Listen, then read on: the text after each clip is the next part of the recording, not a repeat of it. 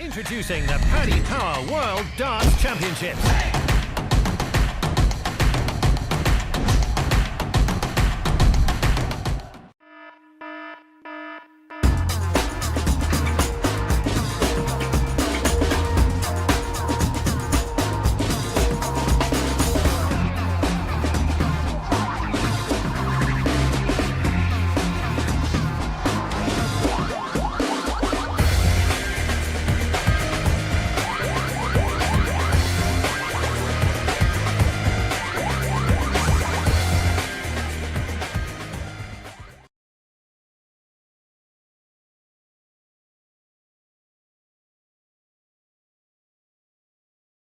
Tonight is the Prince of Wales, our spiritual home, and it can't be Christmas, can it? It can.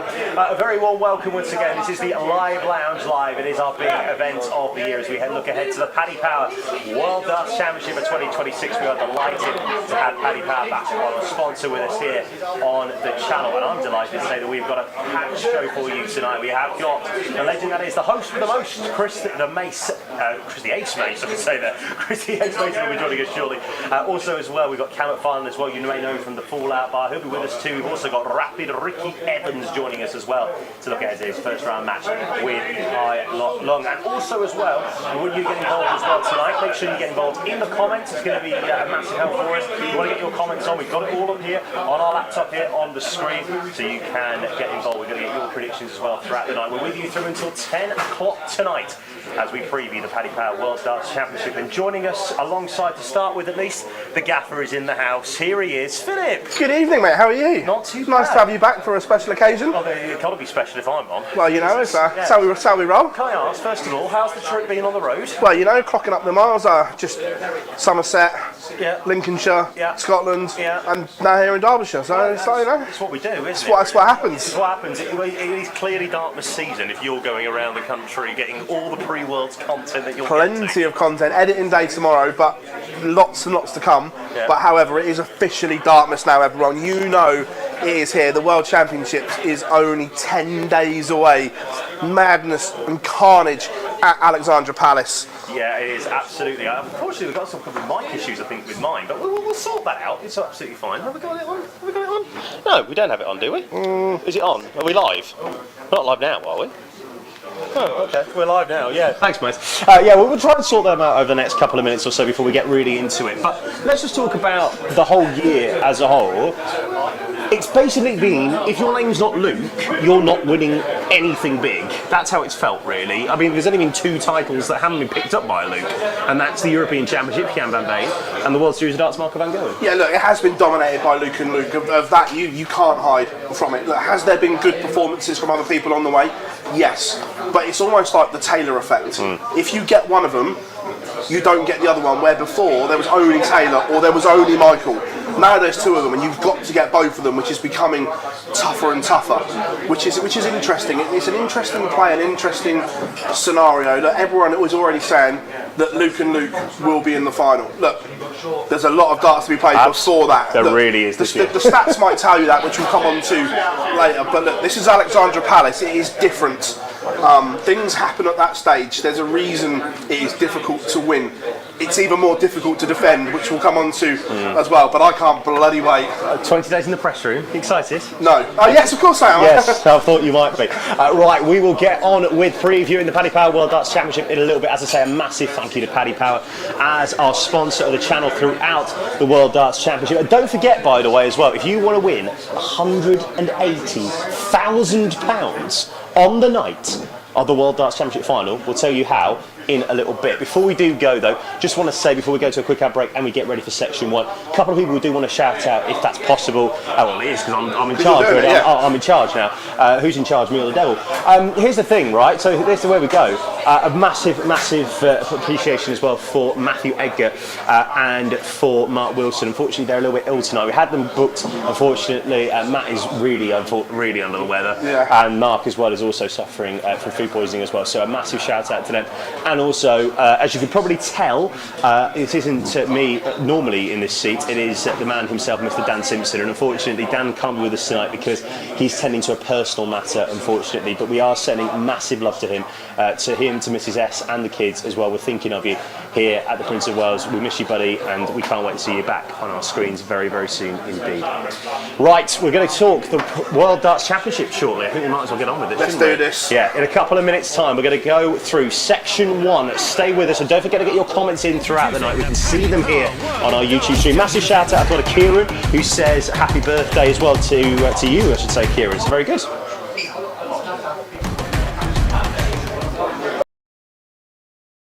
Introducing the Paddy Power World Darts Championships.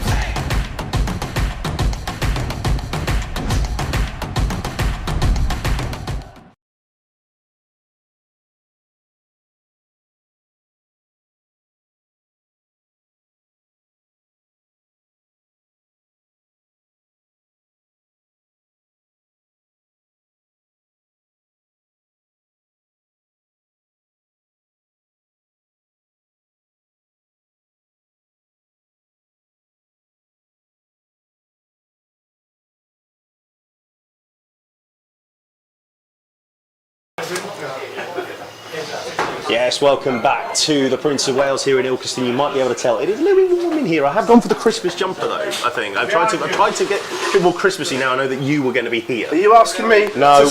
Right. Are you asking me to?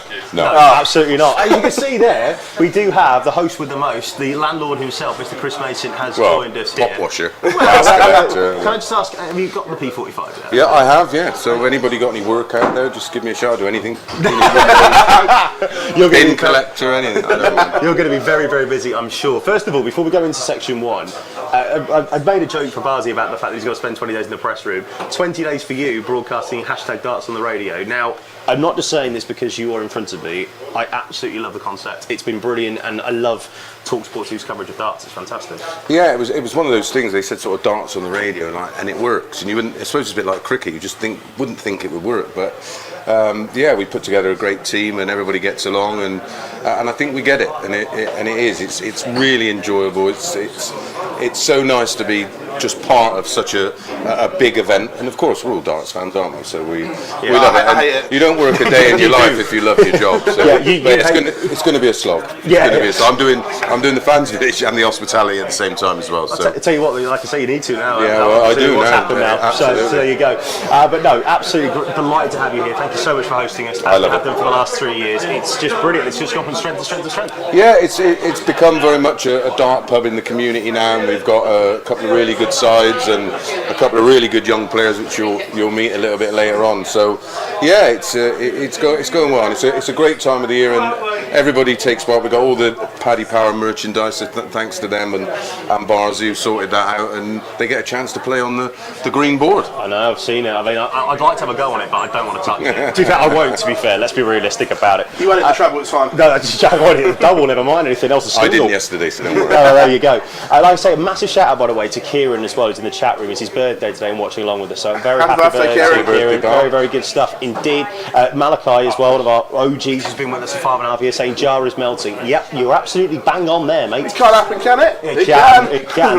And we're also shouting you out as well with the Hugo Boss swag as well. So you like a bit of boss, mate. We like a bit of boss. You do. Well, you are the boss here. Well, no. In all but name. She's there. Yeah, fair enough. Right, so let's get on with it then.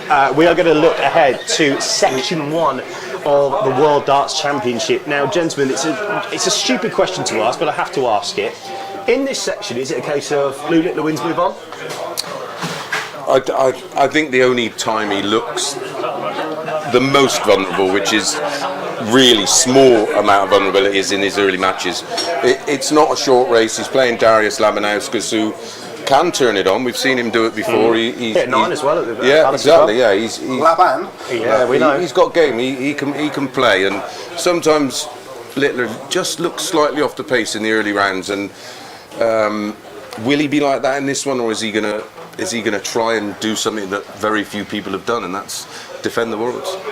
Well, you touched on it. Like, it's just so rare. History tells you he won't win it. No. However, we're talking about generational talent here already. We're talking him along the lines of Eric Bristow, Phil Taylor, Michael Van Gogh and Gary Anderson. He's in that conversation. He's already in that conversation. So, although is he already the 4th most successful in terms of titles? Stupid like something that. like that. It's Just behind Wadey, I think. It's been a remarkable 2 years on tour for him.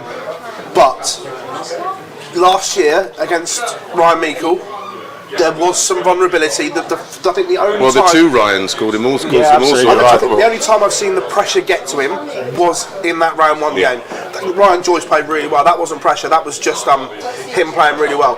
But against Ryan Meikle, there were frailties, and the one chink in his armour, but I don't think it matters here, is his reaction to the crowd. Yeah, we've seen that he gets beat or he beats himself when the crowd are on his back. Lucky enough, that won't happen at Ali Pali, so I'm not expecting that to be an issue. And he's 12 months wiser, and he's won so many tournaments in between winning the last tournament.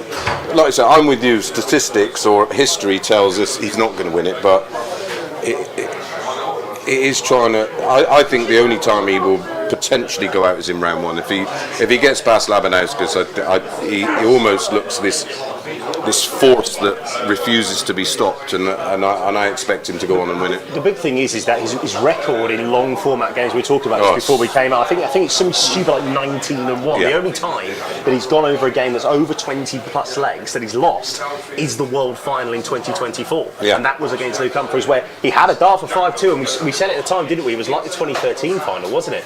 Where Taylor had that dart for 5-2. So Van Gogh had that dart for 5-2, and then Taylor managed to get it, and then he came back and won.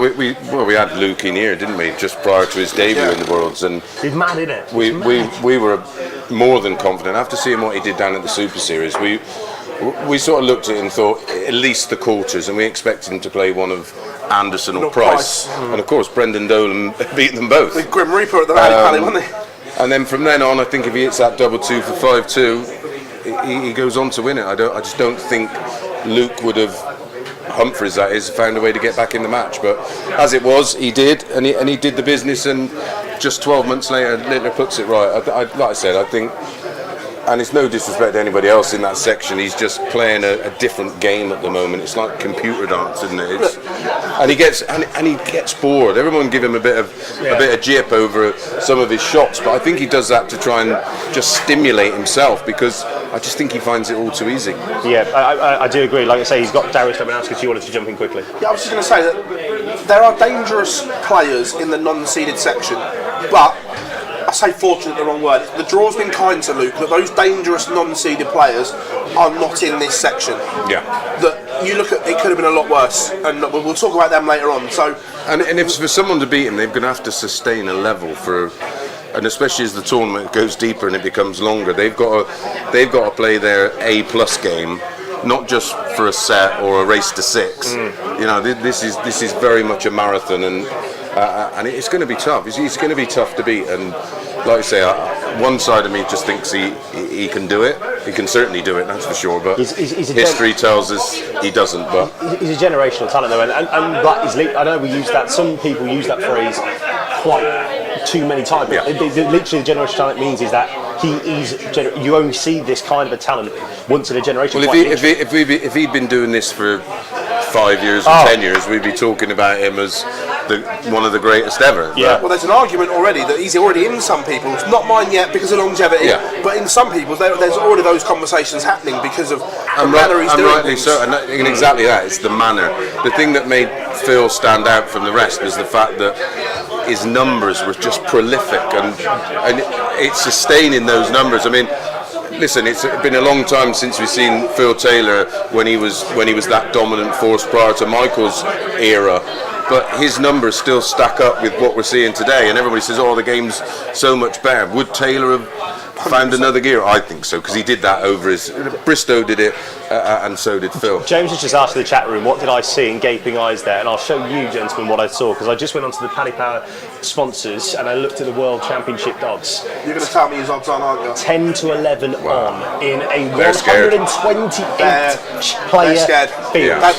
That's not a true price, that's a scared price. Yes. They're not prepared to take a risk. They don't want to dangle the carrot for people to lump on. You look at Luke, I mean, we'll go through the draw properly in a moment. But look at Luke Humphries. He's 9-2 to go on and win it. Hammermaid's third favourite at 14-1. Like third favourites 14-1. That's how scared they are. It is very similar when you used to see the odds priced up when Taylor was the man. It was similar to that. He was odds on and often a lot shorter than that. Yeah. And the rest of the field was sort of 10-1 the field. Yeah. It was do you remember when Van Gogh went off 4-6 for the World Championship? It's that type of aura around him. I'm fear. So let's go through the draw then very, very quickly. This is how section 1 looks. We'll hope to get it up for you as well on the screen. So Luke Littler takes on Darius Labanauskas. We've got Mario van der Bohada against David Davis. Joe Cullen against Bradley Brooks. That's an interesting match. It is, yeah. Mensur Suljovic against David Cameron. Damon Hetter against Steve Lennon. Raymond van Barneveld against Stefan Belmont. Rob Cross taking on Cord Decker. Ian White versus Mervyn King. Chris Dobie against Zhao Chen Zong. We've got Andrew Good against Cam Crabtree. Luke Woodhouse, Boris Kutchmar. Martin Lukeman, Max Hopp. Gerwin Price against Adam Gavlas. That could be an interesting game for many different reasons. Lucas Veilig against Wesley Placia. Ryan Joyce against Owen Bates. And then Christoph Ratajski against Alexis Toyolo. Before we get any further, are the PDC taking the mick there a little bit, putting that game on last? Yeah, last time on one of the night sessions. Ratajski against Toyolo. Yeah, that'd be what they say, one for the purists. Well, yes. The problem is, and look, I'm not being disrespectful to him because he can obviously play. We've seen that in the Grand Slam, but you can't put him on in the afternoon session of the fear of that session. The overrun. Yeah, overrunning. Of overrunning. Especially with how tight you've got to turn it around. The turnaround time there is immense. So, and let's be fair, you don't want to put it on early in the evening session because then the main event might be going on till late. Yeah. So unfortunately, he's got to go last. Yeah, 100%. So let's go through then that draw. We won't go through each game because we'll be here till 12 o'clock at night talking about it because of the 128 players. But have you guys got a seed in danger, mate? So I'll start with you if that's all right in that section of the draw.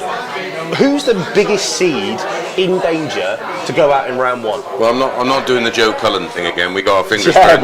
We got our fingers burnt 12 months ago, didn't we? So I'm not. I'm not going there. I'm off. I think Belmont's got a chance against Barneveld. Yep. I think Decker's got a chance against this version of Rob Cross, who seems to be really struggling at the moment. I think Crabtree has got more than a chance against Gilding.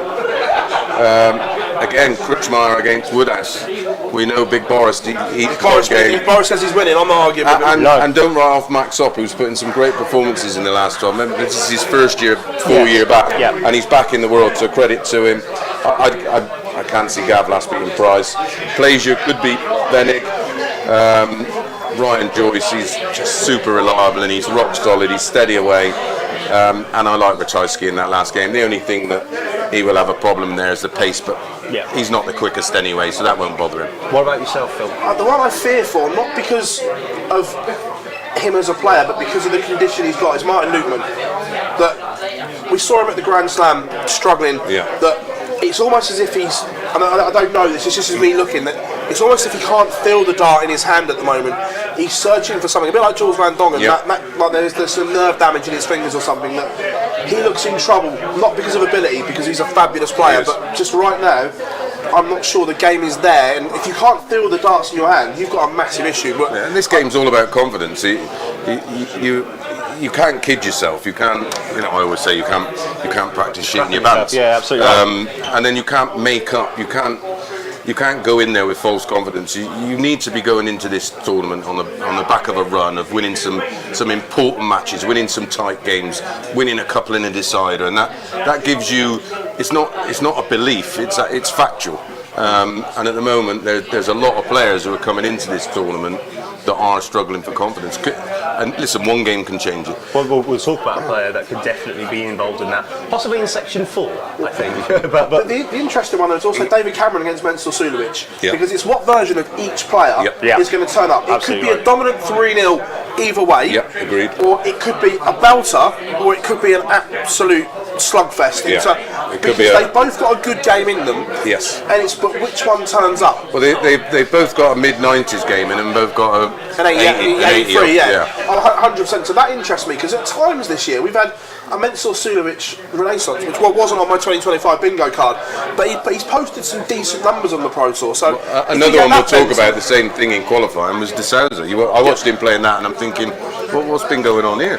Because he played brilliantly. He could have blown it, then he could have won it, then he could have blown it again. But again, that run in those qualifiers they can turn things. We've seen it happen in darts before. We've seen it happen with loads of players of that similar ability, and yeah, you're always that one game away from what you feel like finding your A+ match. Yeah, but coach to say, big shout out all the way across the pond, Anthony. Is Anthony in the chat? He is, yeah, we love to see it. Well, thank you very much, mate, as well, for being a part of our World Darts Championship qualifier, I should say, as well. He was with us as well last week. So, From the greatest city in the world, New York, baby. Hang on, Birmingham's not. Hang on, he's not in Birmingham, is he? What time was the watershed? Yeah, fair enough. That's a fair point, though. It's a very fair point.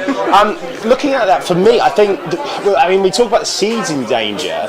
I don't know, there's just something for me at the minute that says, this might sound a bit of an odd one, I think Gezi might be in a bit of bother, and I'll tell you the reason why. Big shout. No, I'll tell you the reason why. This is because, right? Someone nicked his coat? Well, maybe, possibly. But the reason why I think it could be is because the pace of the game will not suit. Adam Gabler likes to play it slow. We have seen at times he is a bit of a slow player, and Gezi likes to get on with it. And if that, especially with that crowd at Ali Pali, that's not necessarily his favourite friend. Am I suggesting that Adam Gabler should be odds-on favourite of Gavin Price? No, absolutely not. But I do think that there's a chance. If Gavin takes that first set, it could be tight. If I'm being honest, from that bottom section, Chris Dobie and Gavin Price are on a collision course. I don't see how those don't meet. I just think they are a class above the rest of that bottom half of section 1. Yeah, and it's not an opinion, mate. It's factual, isn't it? This is a game of numbers, and the numbers point to a collision course between those two, because they both play at a different level. Can the other guys find that level and find that game? Of course they can. We've seen it. Listen, we've seen it since day dot in darts. Nothing's a foregone conclusion, but the statistics and the numbers point to both of them meeting later on. An interesting stat, Chris Dobie played an exhibition last week. Now, somewhere between the practice room and the stage, he lost a dart. Right. Okay. He picked up an old set of Target Dave Chisnell darts, so his manufacturer. Yeah. And no word of a lie, I've never seen anyone hit so many 180s in all my life, to the point...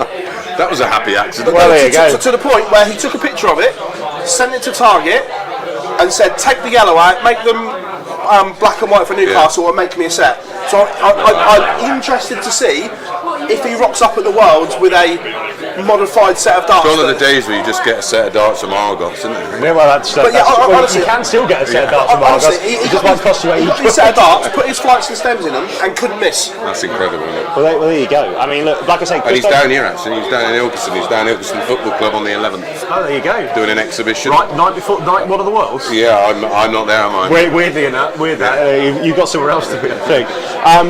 Like I say, for me as well with Gezi is the fact that he's not the quickest out the blocks either. He can at times. If he get look, I am not saying that Adam Gablas is odds-on favourite of Gavin Price.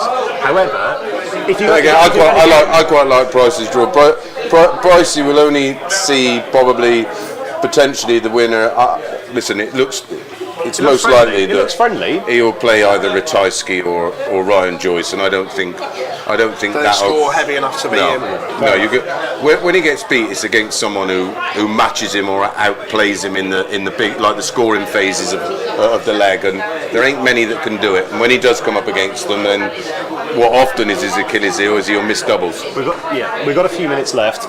Out of the qualifiers, and I include potentially as well the people that are unseeded in this section of the draw, Phil, who do you reckon's got a chance to make a deep run? I'm not saying they're going to go and make the final, I'm not saying they go semi-final, but do you reckon they could maybe make a quarter-final potentially? Or a fourth round? Would that be a decent run?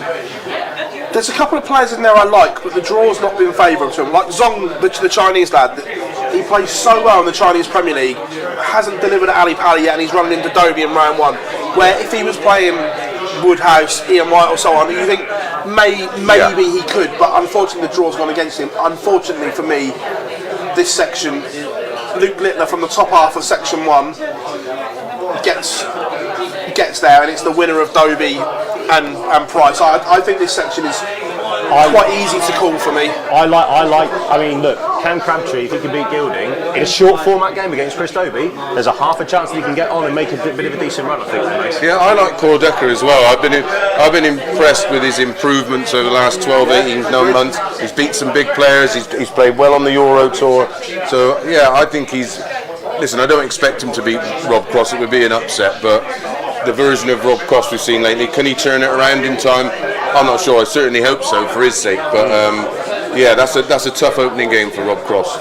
Well, there we go. Right. Well, we've got 5 minutes or so. You haven't given your qualifier to go deep. What, from this section or overall? For this section. This section. Well, if I'm going to have a little nibble, a little punt, yeah. I'm going old school and rogue. Mervyn King. The Merverts. You are the Merverts. I think that he's played well on the Challenge Tour in spells. Yeah. And he's played well down at Modus. When he's at Modus, he's played really well. When he stepped up on the Pro Tour, he's caused shocks. And in that little section, Ian White is beatable. Rob Cross and Cordecker are beatable. And then all of a sudden, he's potentially in round 3. Where he could be probably facing Heta. And Heta's not exactly in the form of his life. No, correct. And then all of a sudden, Merv King, I think he's in the last 16. Could you remember the scenes of the Merverts? Oh, we'd love it. We could be here the king for of the palace. 100%, absolutely. Well, we've got the queen of the palace. Well, we need the king now, don't we? Yeah. Right, gents, we'll come to the first part of the debate, the end of it. We need to pick up quarter winners. Who makes the quarter final and then who goes on to win it? I mean, I'll go first. Luke Littler wins this. Move on. Agreed. I think his only danger and Price is going to have to navigate not the most awkward draw, but the styles of players that won't suit him, and that's key. And then, listen, it's at the moment it's a 60-40 match between him and Littler, and listen, you got to go with the champ. Everything is saying Littler, but I just wonder, because of this record and the narrative. And the first £1 million, of course, as well. It adds extra pressure to make history, and we know he likes to make history. In recent TV tournaments, Gezi has had opportunities to beat him. Well, remember Grand Prix. Granted, he hasn't, and he's fluffed his lines, but he has given himself opportunities to beat Luke Littler. And his numbers stack up against it. Is this the sort of thing, you know, when Rob Cross and MVG 2018? Yeah. Do you remember when Cross had multiple chances to beat him on TV, beat him a couple of times on the Euro Tour, but did a couple of things. Yeah. And then in that World semi-final, arguably the greatest game the Palace has ever seen. You know? Yeah. It could be. Yeah. Look, Luke will go if that collision course happens. Luke will probably go off 1 to 3, 2 to 5, something like that. Yeah. But I think that's too short. Yeah, I agree. Totally. And I'd be taking the value and backing Gezi, but I can't go against it. Yeah, people get confused about sometimes when we do this. Sometimes you got to look at value, especially like, you know. Absolutely. Well, I mean, look at the 11 on. Yeah. I mean, it's just ridiculous money. But for me, like I say, I'm going to go probably Littler wins this section. Move on. Do you know what? There's a half a chance of me thinking that Cam Crabtree might just go and do a bit. Be a great story, isn't it? I like it. Why not? And it's a lovely story. He started off playing darts online in lockdown, turned up at the Super Series, and his debut on TV averages 115. Absolutely. I mean, look, brilliant it's story. not going to happen, but we can all dream, can't we? Mace, thank you very much. We'll be back with you in a second for section 2. Barzy's staying with us as well. Don't forget as well to get involved as well with your comments. A lot of people are saying that Littler beating Price in the quarter final. We've got a lot of people on there. Warren saying though Littler versus Dobie. We've got Nicholas saying as well Littler versus Price. Darts Tracker Carl is in as well. Good evening, Carl. Good to see you. Jamie Drummer, Littler beats Price. James is saying Littler beats Price. There's a lot of people thinking that, which is completely understandable. Right. I think most of the darting world is going to Littler Price in the Well, we want to see that we game do. as well. Over best of 9 sets. Yeah. Yes, please. Right, we'll be back in a couple of minutes with the preview for section 2, which looks absolutely wide open. More on that to come. Plus, PDC official Scott Giblin will be sitting down with us to have a chat about a very busy year. Back in a minute here on the Paddy Power World Darts Championship Live Lounge Special. Introducing the Paddy Power World Darts Championship.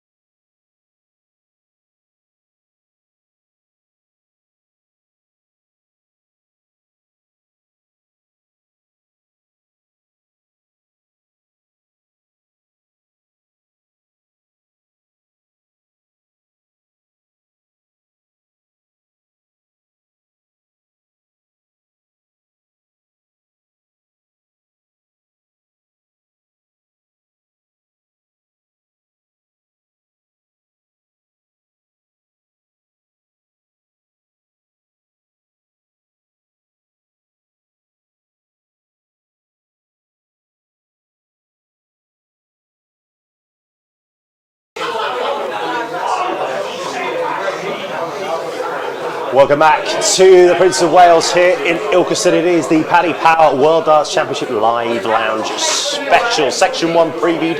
We'll get some more predictions on Section 2 in a little bit. Chris Mason will be joining us shortly. We've still got Phil Bars, and we've also got the wonderful Scott Gibbling back with us. Has it been a year? It's been a year. I don't understand how, but yes. I don't know. And you Has made it really? And you made I've only such an slept impact. once. You made such an impact that people wanted you back. They did. People, I need to know that. I'll sign both their autographs. It's good to see you, though. Ooh, it's great to see you as well. And not too far to come for me. No, absolutely. This is why we come here every year. South of Derby to Ilkeston. It's not that far. Well, you can Half be. an hour. It can be. Absolutely. It Drinking can. tea because I'm driving. There you go. You know, maybe next year I'll get a taxi. Well, there you go. Happy days. Yeah, it's all so good. I've got to ask. It has been, like I say, it's been a year. It's been a hell of a year for you. If I wasn't busy enough already, I was asked by the PDC in October last year in Dortmund, I think it was. Was it Dortmund? And if I would consider going around the pubs and clubs of this wonderful country of ours, talking about smart meters. So on behalf of Smart Energy GB, Winmore Darts, my sponsor, and Nice plug. PDC, Nice plug. the PDC. I went round, gave a quick 5-minute demonstration on the benefits of having a smart meter fitted into your house, followed by a quick quiz to see if my pupils were listening to me. There you go. And the winners of that quiz got a set of Winmore blackout darts. And then we did a 3-minute challenge, score as many as you can.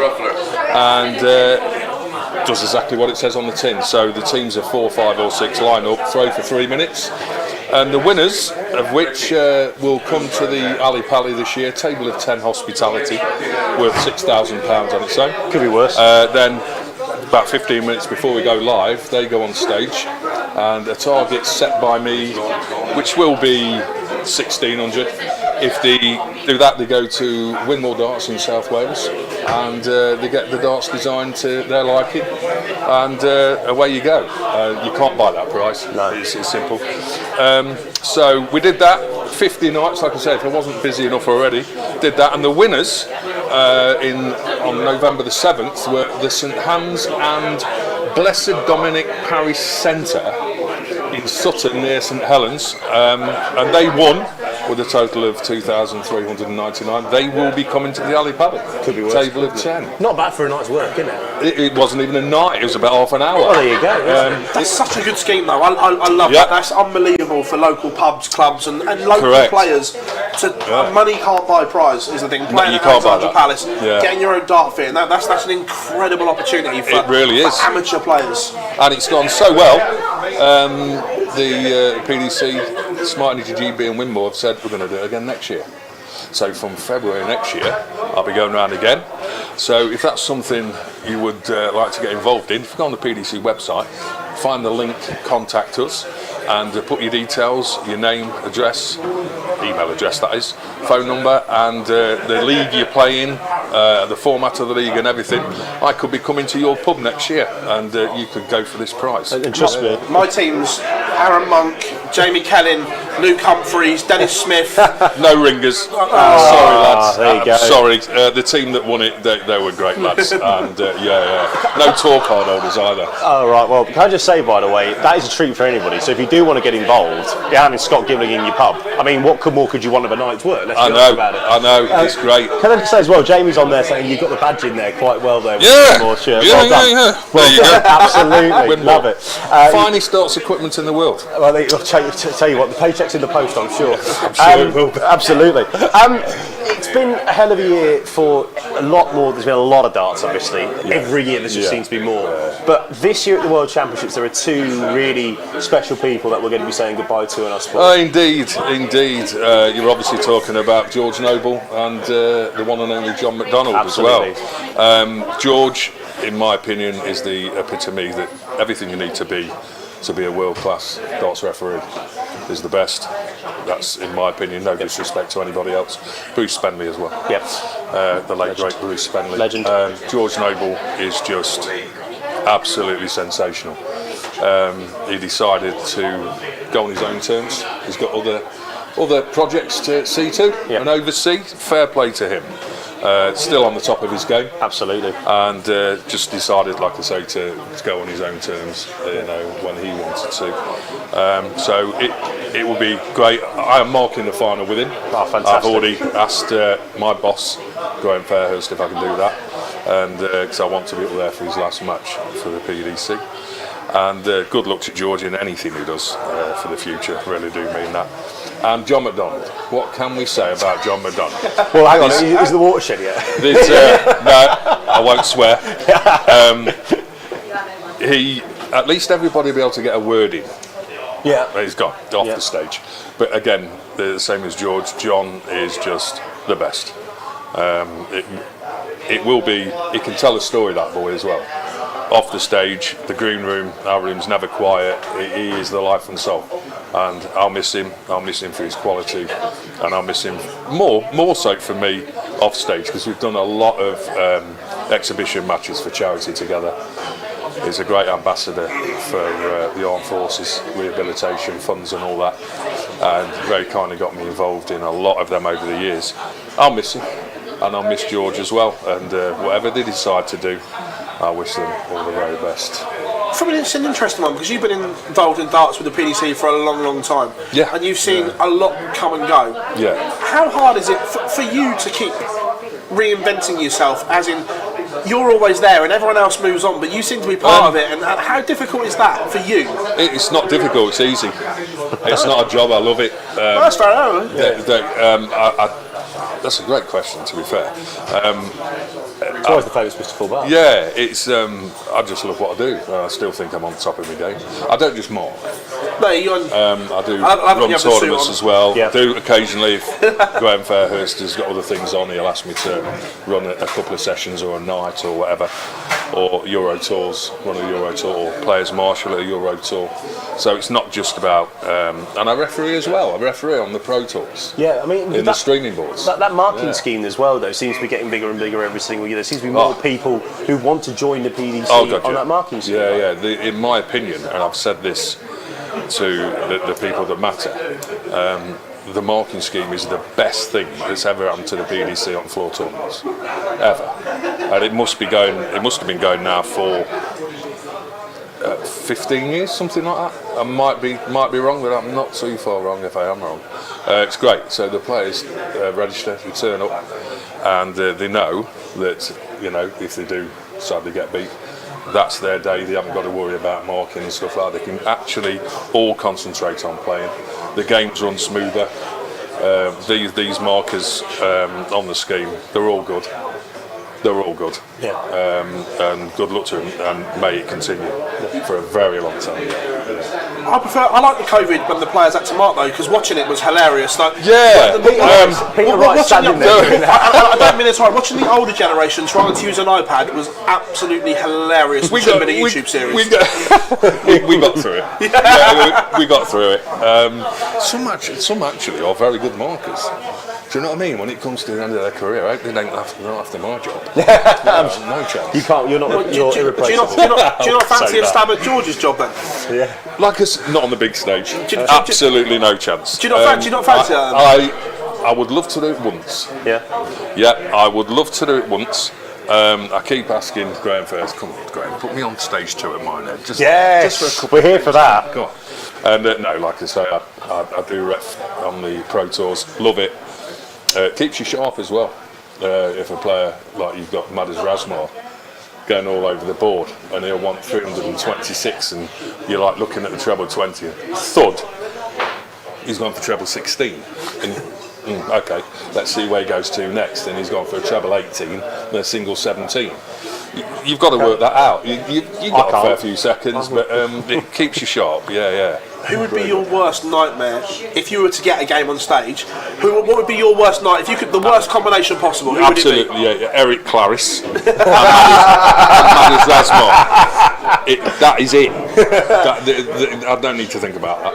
Well, I'm here for that. Eric Claris, and he's involved. He's still involved. He's a pundit, and I see him quite a lot still. And he's a great bloke, but Yellow Class has got some weird and wonderful ways as well.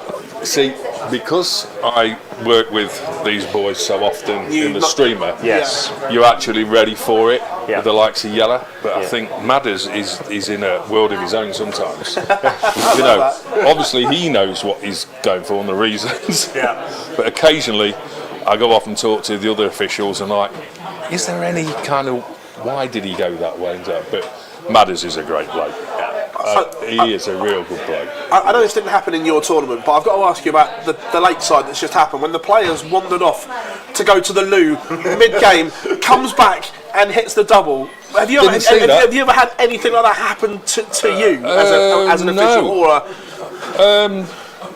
I think the strangest thing that's happened to me, I think we mentioned it last year, hasn't it? Callan Ridds with 2 darts. 2 darts, yeah. Point snapped, carried on with 2, and his average went up. Well, there you go. Yeah. And at one stage I thought he's got a chance this match. There's Callan Ridds. Occasionally, if a player in the streamer needs a toilet, you can't stop them. They need to get to the toilet. Nothing like that. Another question for you, because I've asked other PDC officials this, and I've had different answers because it is unique and it's not happened yet. But because of the development in technology, it could happen.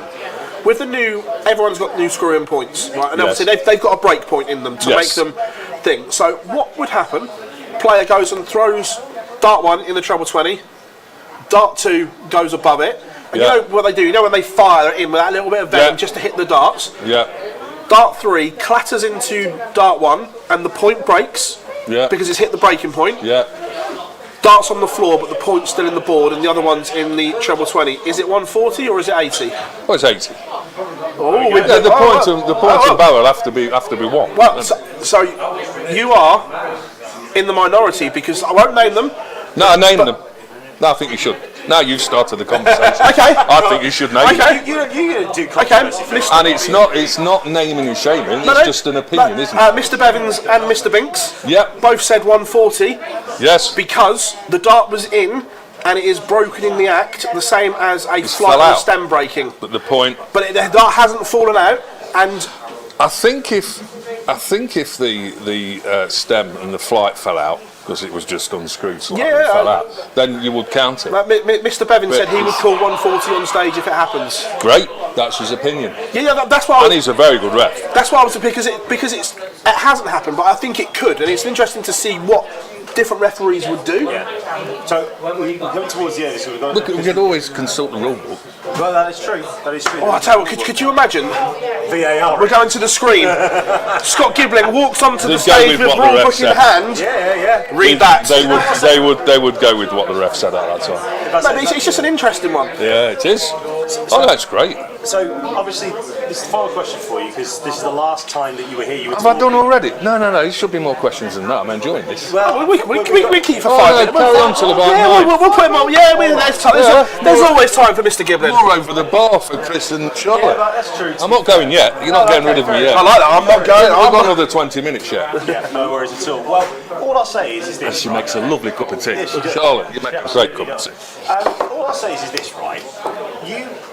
Last time you were here, you had a wonderful story about Oh, yeah. what was it? Fred Flintstone Yes. and Elvis Presley walking into a pub near Islington when I was on the way to the venue. And I thought to myself, that's either very unusual or the beginning of a very funny joke. That's what I said. And and I can't believe it's been a year. But, with your permission, You can carry on. I have another very funny story. Do you want to hear it? Oh, absolutely. Would you like to hear it? I would, yes. Yeah. You don't sound so sure, but I'll tell it No, anyway. I'll tell you why, because my phone's gone. Your microphone's gone. Yes, I would, Scott, yes. So I will say it. I will tell this story. So, on my way to one of these smart meter events last year, which was at the Aberfan Social Club in South Wales, fantastic club, fantastic people. So I've left Derby, M42, M5, M4 into South Wales, and all of a sudden there's a new road called the Head of the Valleys Road, and I've not been on it before.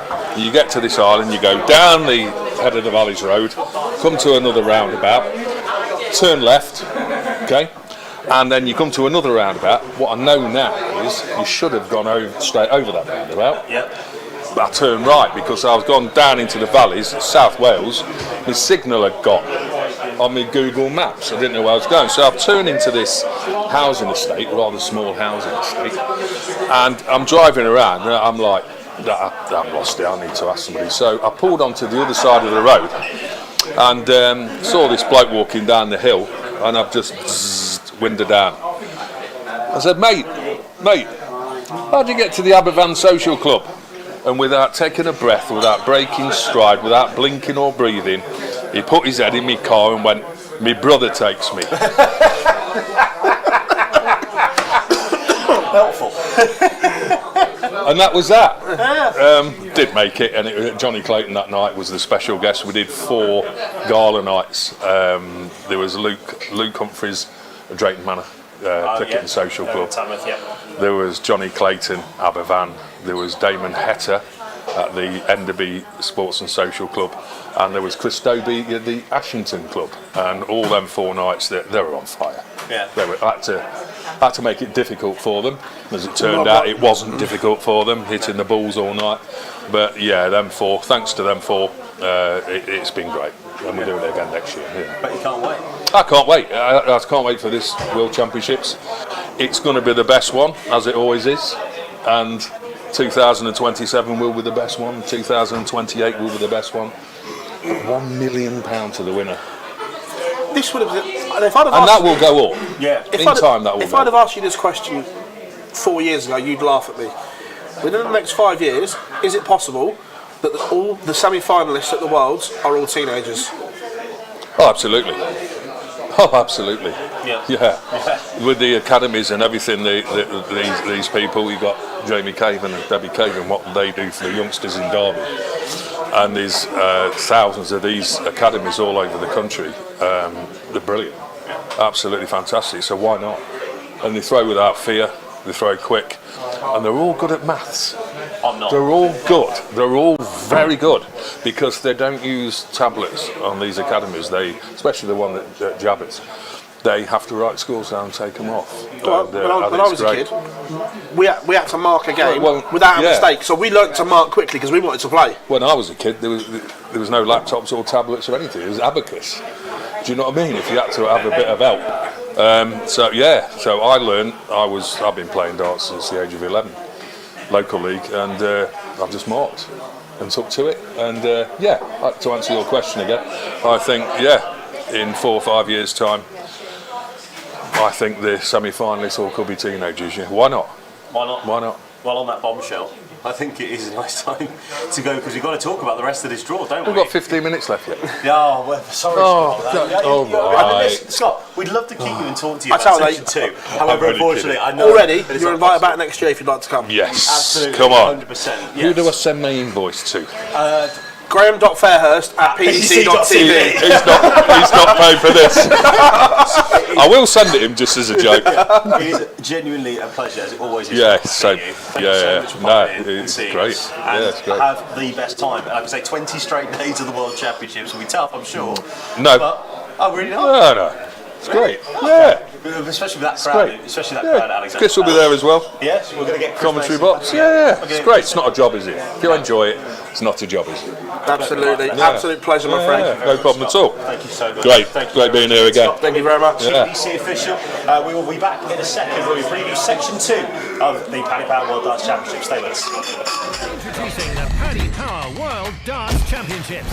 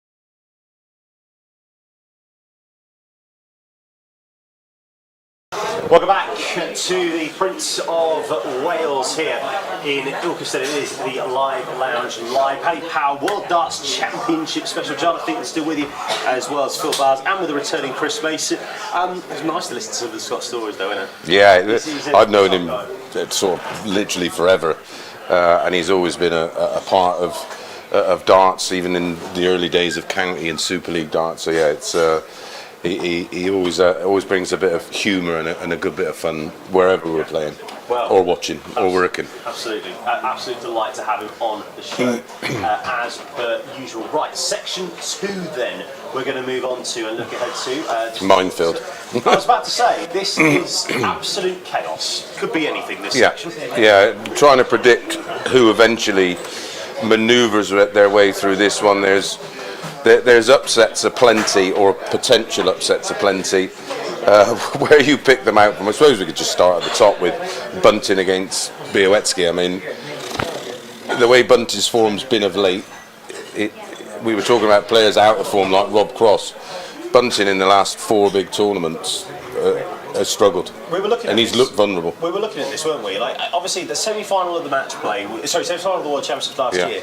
But you look at, he's made a quarter-final of the World Masters, a quarter-final of the World Match Play. The rest of the time, like, he went round first round for him for the UK Open. Didn't get out of the group at the Slam. No, European Championships first round, second round of the Players, and second round of the World Grand Prix. For the world number 4, top seed in that section, it's not great. No, it's not. Well, the majority of stuff he's done has been in non-ranked World Series events. And that's great and all very well and good and very lovely, but you need the ranking points. As simple as that. Yeah, which is incredible that he's done so well to hold on to P4 in terms of the ranking. But more worry for me is he just doesn't look comfortable at the moment, and that's something that you can't, like I said earlier, you can't just sort of practice your way out of it in a couple of weeks. It's something that's got to come from winning breeds winning, and at the moment he lacks that winning feeling. I think he's more worried about what's behind him than look at. Because at the moment he's guaranteed his spot in the. At the moment he gets all World Series, Premier League, and so on. Where I think he's now concentrating on what the others are doing below him. And what he's doing. When he's chasing, it's fine because he's looking up. Right, what do I need to get to him? Now he's like, how far are they behind, and so on. I think. Well, you know what happens when you look over your shoulder? You just fall over stuff you don't see, and that's almost how he's been playing in the early rounds of tournaments of late. So let's go through then this whole section of the draw. Section number 2, Stephen Bunting against Sebastian Białecki, Richard Veenstra against Nitin Kumar. We then have Dirk van Dijvenbode against Andy Bartens, James Hurrell against Stowe Bunce, Martin Schindler against Stephen Burton, Keen Barry against Tim Pussy from Australia, Ryan Searle against Chris Landman, Brendan O'Donnell against Tavis Dudney, Johnny Clayton against Adam Lipscomb, Dom Taylor taking on Oscar Lukasiak, Michael Smith against Lisa Ashton, first night on as well. Oh dear, that could be interesting. Home derby. Yeah, absolutely. Nick Smith against Andreas Harrison, Thibaut Tricol against Matimo Sakai, Dave Chisnell against Fallon Sherrock, and Ricardo Pietrezco against Jose de Sousa, the Portuguese man, scores back at the Palace, yes. As we said, PB, this section is wide open for someone. We always say, what section of the draw is there a chance of someone making a run? Yeah, the answer is yes, there is. Look, from the bottom section, I think that's fairly more comfortable. I don't see how Johnny Clayton doesn't come through that little section. I just think he's playing better than everyone else. Yes, results haven't been there recently, but I still think performances have been better than the rest of that section. The top half is an absolute cluster. But there's one name that I keep going back to, and I can't help but look at him, is Ryan Searle. Yes, he's due a run on TV, I think. And I know we keep saying that, but I just look at that little section, and it is very favourable to heavy metal. There's no reason why he can't come out of that a little bit. Yeah. Just before we go into it, sorry, because I was going to say, Ryan Searle is a former World Championship quarter-finalist. He knows how to go deep here at Alexander Palace. Yeah, and it's a very winnable section at the moment. There's nothing there. Dirk's just inconsistently brilliant. When he's on, he's untouchable. But there's no B game. There literally is no B game. And Andy Bartens, especially this year, there's been some moments for him where he's sort of delivered. I expect Dirk to come through that one. And James Orrell played very well, didn't he, at the Players' Championship finals? If you'd have asked me this 3 weeks ago, it would have been a completely different answer. Yeah. Because he played lovely in my head. He did. He played brilliant. And listen, Stowe Bunce, he's another one that could go under the radar there and come through. Former Grand Slam quarter-finalist. Yeah, and he won't see anything there that he'll think. Listen, if it was the Stephen Bunting probably at the beginning of the year, you probably have him down to run through that card quite comfortably. I agree. We have to listen. We have like I said, this game gives us numbers, and his numbers just don't stack up. Neither do his results. So it's going to be tough for him. Can he produce? Absolutely. The semi-finalist 12 months ago, and then he's gone on to winning. Did he win in Bahrain? Yes. Yeah, and then we're thinking, right, he's got it sus now. And then the Premier League was an absolute disaster. Yeah. And then turns up one night and wins one. Yeah.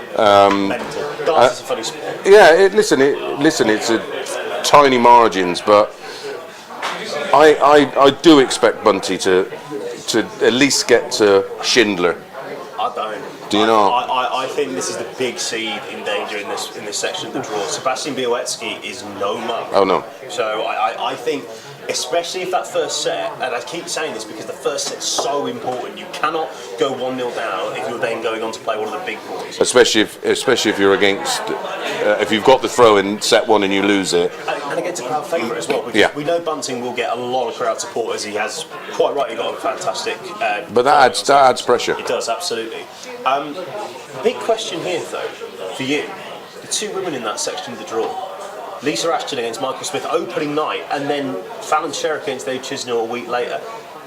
I'm not saying they should be favourite, but I can make a case of both of them winning. 100%. Look, the Michael Smith Lisa Ashton game is all on what version of Michael Smith is there. How fit is Michael Smith?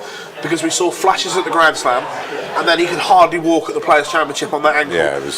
So it was that for me, that if Michael Smith is okay physically, he wins that game. I think Lisa has suffered with injury terribly, and Father Time waits for no one. I think age has caught up with her, and look, she will go down as one of the greatest ladies ever to play the sport. So, yeah. But I think age has caught up a little bit. With those injuries on top, it's tough. I think the bigger concern with is Chisnell against Fallon, because she gets incredible support there. Yeah. She definitely gets the fourth dart from the 3,500 people in there, and I think. Me personally, because obviously we know she's had issues, been unwell. Has this come a little bit too early? Is she going to be able to get herself where she was when she had that incredible run in the Slam and in here and in a World Series event? I'm not so sure, but Dave at the moment, the timing has gone off his throw, and he just doesn't look, or he doesn't give you that feeling. Right, he's gonna hit what he's aiming at. The biggest thing for me with Fallon is the fact that, and especially against Dave, is the fact that it's, again, I come back to it, it's a 5-set game. Yeah. It's not a 7, it's not a 9, it's a 5-set game. All you got to do is win 9 legs. And I think if her expectations are lower coming into it, that'll allow her to play with a bit of freedom. Where Dave is going to be under it from dart one, like he's going to find it really tough, that match. The thing is, I don't think she's going to have to play as well as what she did at the Grand Slam to win this game. No. This sound, I never thought I'd say this about Dave Chisnell, but 87, 88 might be enough to beat Dave Chisnell here. Well, when we look over the previous, the forum, it does. Look, if anything around 90 could be more than enough. Go back to just before the Grand Prix last year. This is when the Dave Chisnell slump started, and you say, "Oh, it's a poor bit of form. It'll come out." We're now over a year. Yeah. It's not a poor run of form anymore. It's not a month where you've just been off it. This is a prolonged slump, and like you say, the action is completely broken down. Yes. Not 3 darts in one throw are not the same anymore. No. And he is struggling massively because of that. And I just don't see. Look, he might rock up and get it right in this game. Does he get it right 2 games in a row? No. But the pressure will be on him. The fans will be backing Fallon to the hilt. Yeah. He's going to get it. Let's be fair. He is going to get it from that Alexandra Palace crowd. He's not going to be given a minute's peace, is he? No. And let's be fair. He buckles. We've seen in pressure moments in his career, he's buckled before. He's one of the best players to never win a big one for that exact reason. Because in big moments, well, he's in that list that we always talk about. The best players never to win a match. Yeah. But you think even when the action was okay, it broke down in big moments. Now the action is absolutely done. I just don't trust it. He's just got timing issues. I'm not. You don't know. It's one of those things. We can only speculate, but. It is sometimes it can still happen in practice, and you're fine, and you're hitting everything, and then you get up on a big stage, and you just feel it, and then it just like your timing will break down because of pressure. Start engaging muscles that you shouldn't be using. It's so hard unless you've been there. It's so hard to explain. But fabulous player over the years, of course. But at the moment, it's worrying. So we said that this is the exceptional opportunity. We say that this is probably. And I'm still going with Johnny Clayton against Ryan Searle. Well, this is what I was going to say. Which out of the qualifiers or the non-seeded players can you see, Mace, making a deep run? Because I could probably count about 4 or 5 players who can really go for it. Yeah, there's potential. Listen, Stephen Burton. He is now again. He's not. He's one of them. When he's on it, he's absolutely on it. Listen, the big worry there is Bunty at the moment, but I do expect him to solve the riddle by the time we get round to starting the World Championships. Listen, there's vulnerable players in there, but I expect it. I expect the seeds to progress, and then it's just a case of managing the matches. But I think it'll be Ryan Searle against Johnny Clayton. I'm going to make a shout here. If it is Fallon in round 2 and Ricardo Pietrezco gets through that, I can see him getting through to at least a 4th round tie against Johnny Clayton, if not a quarter-final. I don't know, I worry because again he's flaky. Under pressure. We saw at the Grand Slam when Bo was playing him, he got it and he all but jumped to the ground wanted to start a fight. And of course you had that reaction with Luke. Yeah. And then we had the recent match where they played and there was a bit of, although it was friendly, but yeah, I think he's too emotionally invested, and he's another one. I say it about a lot of players, but he could do with a sports psychologist just to round, because the ability is there. Yeah. When he won that European tour, he was absolutely incredible. So the talent's there, the ability's there. From what I get from him, he applies himself, he grafts hard, but I just think he gets involved when he don't need to get involved. And that's rich coming from me, I know, but that's why I'm able to talk about it. Just to say, by the way, Carl from Darts Tracker is just putting up his averages, Chizzy's average in TV matches this year: 90, 69, 85, 36, 90, 42, 91, 87, 92.05. No, sorry, what is it? 90.69, 85.36, 90.42, 91.87, 92.05, 94.27, 92.5, 86.55. We haven't seen him obviously go over then and hit those 5 and a mile a ton like that. And you're going to need. Listen, he might not need them kind of numbers, but he's going to need to be into the 90s to beat Fallon. I expect her to be mid 80s in and around there. And listen, we know a mid 80s average can beat a mid 90s average because it's that 16, 17, and 18 darts. You know, his averages aren't worth a what? I'm sorry, not the show. No, leave it. We don't want to get that now. It's nearly 9 o'clock. Yeah, not just yet. On a serious note, though, as well, it's a match set play. All you need to do is win that crucial 5th leg, and you've won 3 sets. Exactly. It is complex. It's outside of the Grand Prix. This is the most complex format to try and sort of navigate through, because listen, you can win more legs and lose. That's why I love it. Yeah. That's why I love set play. So you're going with Johnny Clayton against Ryan Searle in the final. We'll come to you for a winner in a second. I'm going the same. Ready? Okay, that's funny, because I was thinking the same, but I've got to be different, because that's definitely not going to happen. I quite like the look, again, and I caveat this, if he goes past round 2 and beats Fallon, because of the German crowd and how popular they are at Alexander Palace. Over 33% of the tickets go to Germany. I do think Ricardo Pietrezco's got a hell of a chance of reaching a quarter-final. I mean, Adam Lipscomb over a short format against Johnny Clayton is difficult, but we saw what happened in the Players' Championship where he had those mismatched starts, so that's an interesting one as well. I'm tempted by an all-German quarter-final. I'm putting Martin Schindler in. Schindler against I don't mind that call. And listen, and I totally get it. Like you say, they're going to have the support. I honestly don't mind that shout. But I mean, I think I know it's obvious, Ryan Searle, Johnny Clayton, but I just think their knowledge and I was experience. just going to say, I think the winner of Ryan Searle versus Martin Schindler in round 3 Yeah. goes on to play Yeah. the quarter-final. Agreed. But I'm going to go with, sorry, I'll say Martin Schindler makes a world semi-final. He beats Ricardo Pietrasco. I'm here for chaos. That's what I want this time round. Good. We need chaos. Yes. You? Johnny Clayton beats Ryan Searle, books his place, and a Premier League spot at the same time. Yeah. I've got early. I've done it. Well, don't blow your load. We're going to be talking in a minute. So. Time out. Oh, sorry. That's your own. There's time for the Premier League. That's your dirty mind. Yeah, I'm going. I'm going Clayton. Clayton versus. Yeah, I think there's just something about him this year. I think he's got a run in him. I agree. I like what I've seen. He's lost And games.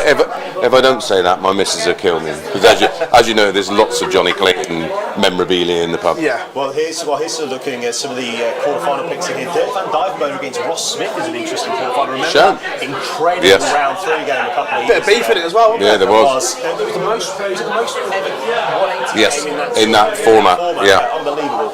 Schindler versus Clayton, Carl says as well. Searle versus Pikachu again. Yeah, we like that. Keen Barry's being a shout as well here, Johnny Clayton. That's a bit rogue. I'm not sure on that one, but you know, you can have. Well, he's playing the magnet, so. There you go. That is true. Again, what time was it? Bunty versus Smith is in there as well. Bunty versus Michael Smith will make a world quarter-final. That would be a fabulous story. Oh, the story would be incredible, and I'd love it as well. Yeah, because same. I put a Bully Boy that he is so good, but we know the issues that he's got, and it's not ability that are the issues; it's the injuries that he needs to get right. It's out of his hands, isn't it? Like, it's not like there's anything wrong with his throw or his ability. He's just plagued by injury, and it's sad, so sad. But I am doing something with that. I've got him in contact with a mate of mine who owns Supreme CBD that do some incredible alternative sort of therapies for that kind of thing. So fingers crossed they can find a way of just even if they just ease the pain. Well, that's a lovely way to end it, actually, on section 2. Chris, your work for the night is sort of done. You have to come back to the end if that's all right. But thank Pleasure. you so much for the first Don't worry, two sections. Mason's coming back. Don't worry I'm about coming that. back for the Premier League chat. Don't worry about He's that. here for us. And who wins the world as And well? who wins the That is world? true. Section 2 of the Paddock Power World Darts Championship is previewed here on the Live Lounge Live. Coming up next, we're going to be speaking to Rapid Ricky Evans as he takes on. Stay with us. Introducing the Credit Power World Darts Championships.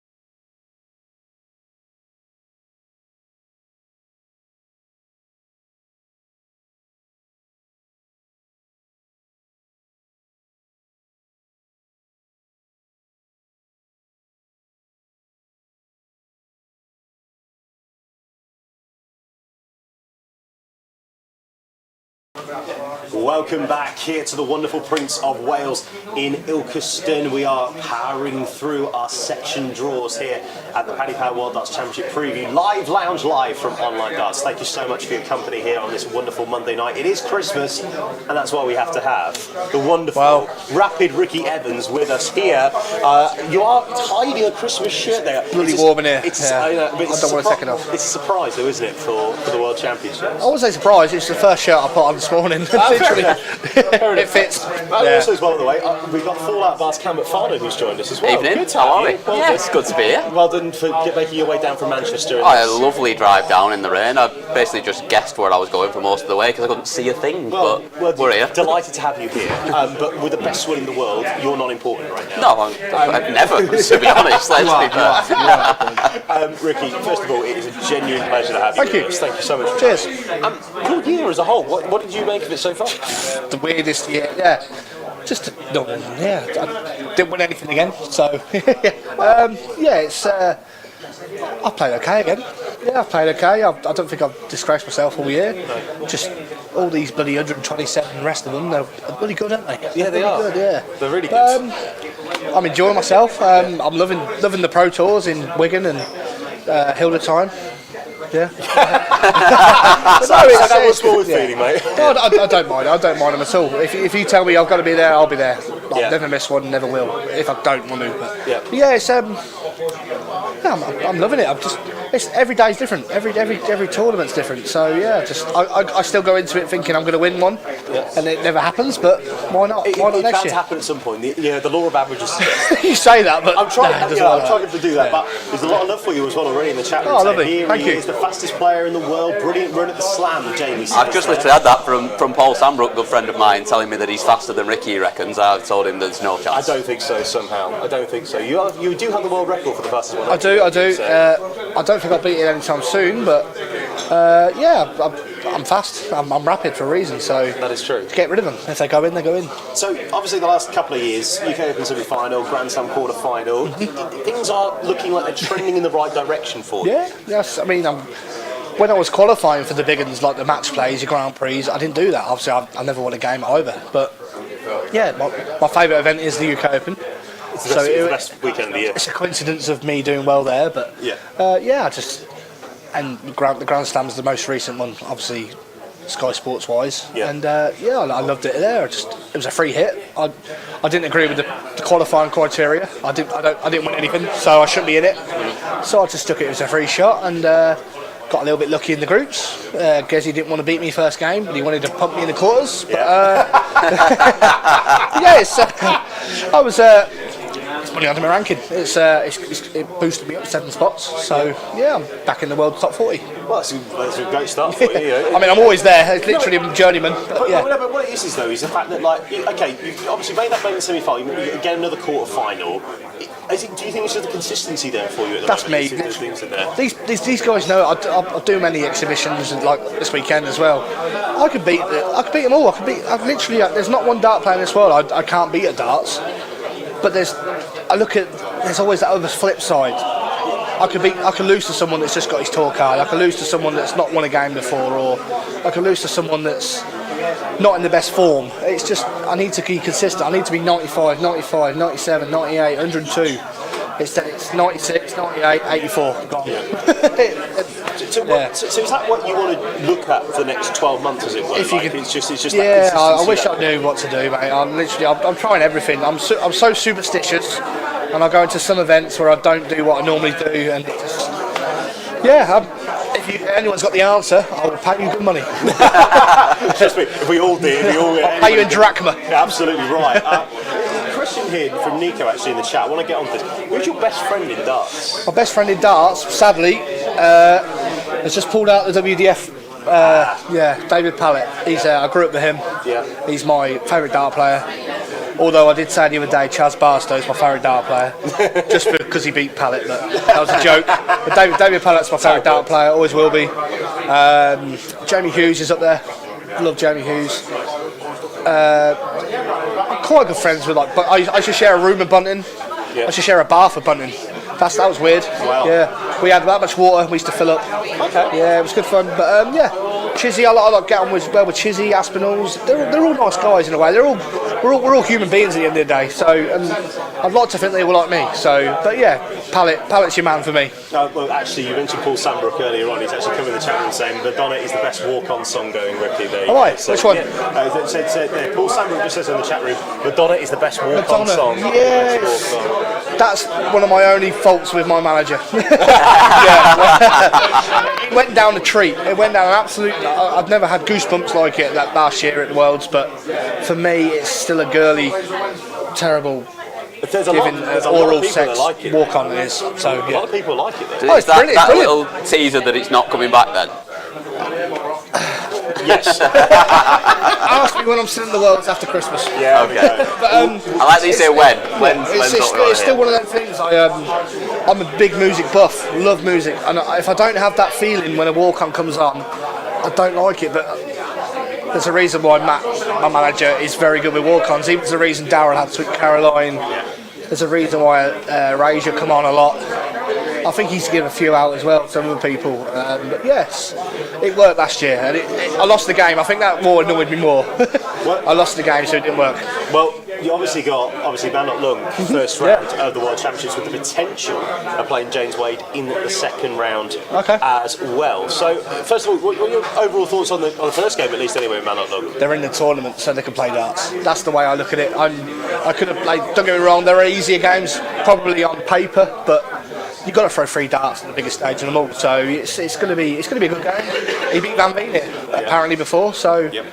If I turn up, I've got a chance, and that's all I believe. I've got to do the right things on that day, which is 12 days away, is it? I think Friday. Second on. Yeah, so I'm really excited. It's my time of year, isn't it? I'm Buble of darts, so you are. I've got to just do what I do. And if he plays well and he beats me, then he's going to have to play well, because that's all I believe right now. I'm going to play well. So. And then obviously, I know you never want to look ahead and potentially plot routes and all that sort of stuff. But I do though. Every dart player does, don't they? Let's be honest.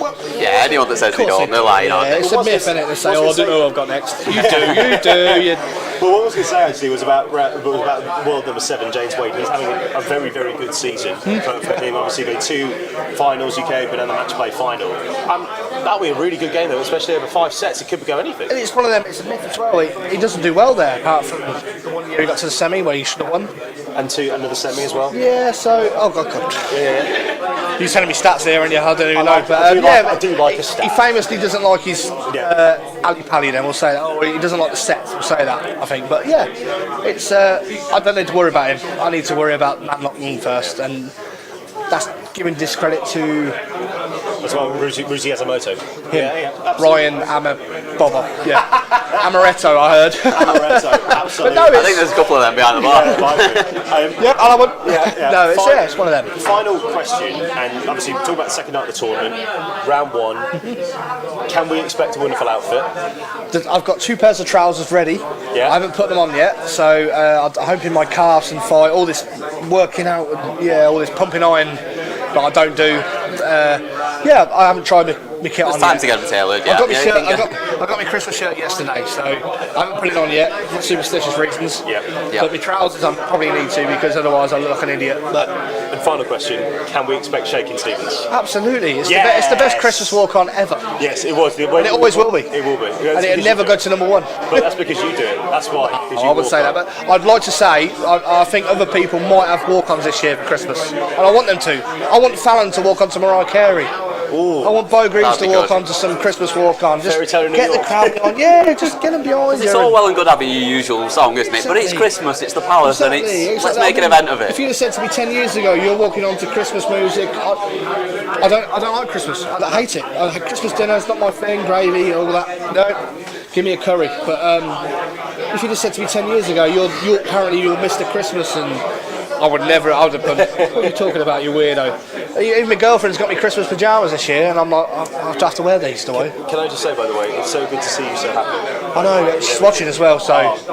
There we go. I'm waiting for the old message, you need a haircut, or you need your beard back, or something, but yeah, thank you. It's great to see you looking so happy after everything that's happened. Thank you very much, It's fantastic to see you here. I'm happy to be here. Thank you so much for joining us. Thank you for inviting me. We'll have some fun, and I'll keep watching because And all the I best enjoy of you luck. guys. All the best of luck for the part. Well, this could be it because Little was here, wasn't he, 2 years ago? He was, He got to the yes. final. So I'd say lightning will strike twice. if you've got 50p spare, lads and the ladies, On you. send me it. Give it to you. Yeah. Send me it. Yeah. Always do. Thank you very much. Thank you. very No much problem. indeed, Ricky. Thank you Thank very you. much. Cheers. Indeed. We'll be back in a second when we start to look ahead to round 3 and section 3 of the Paddy Power World Darts Championship. Pick me up. Cheers, guys. Brilliant. Thank you, mate.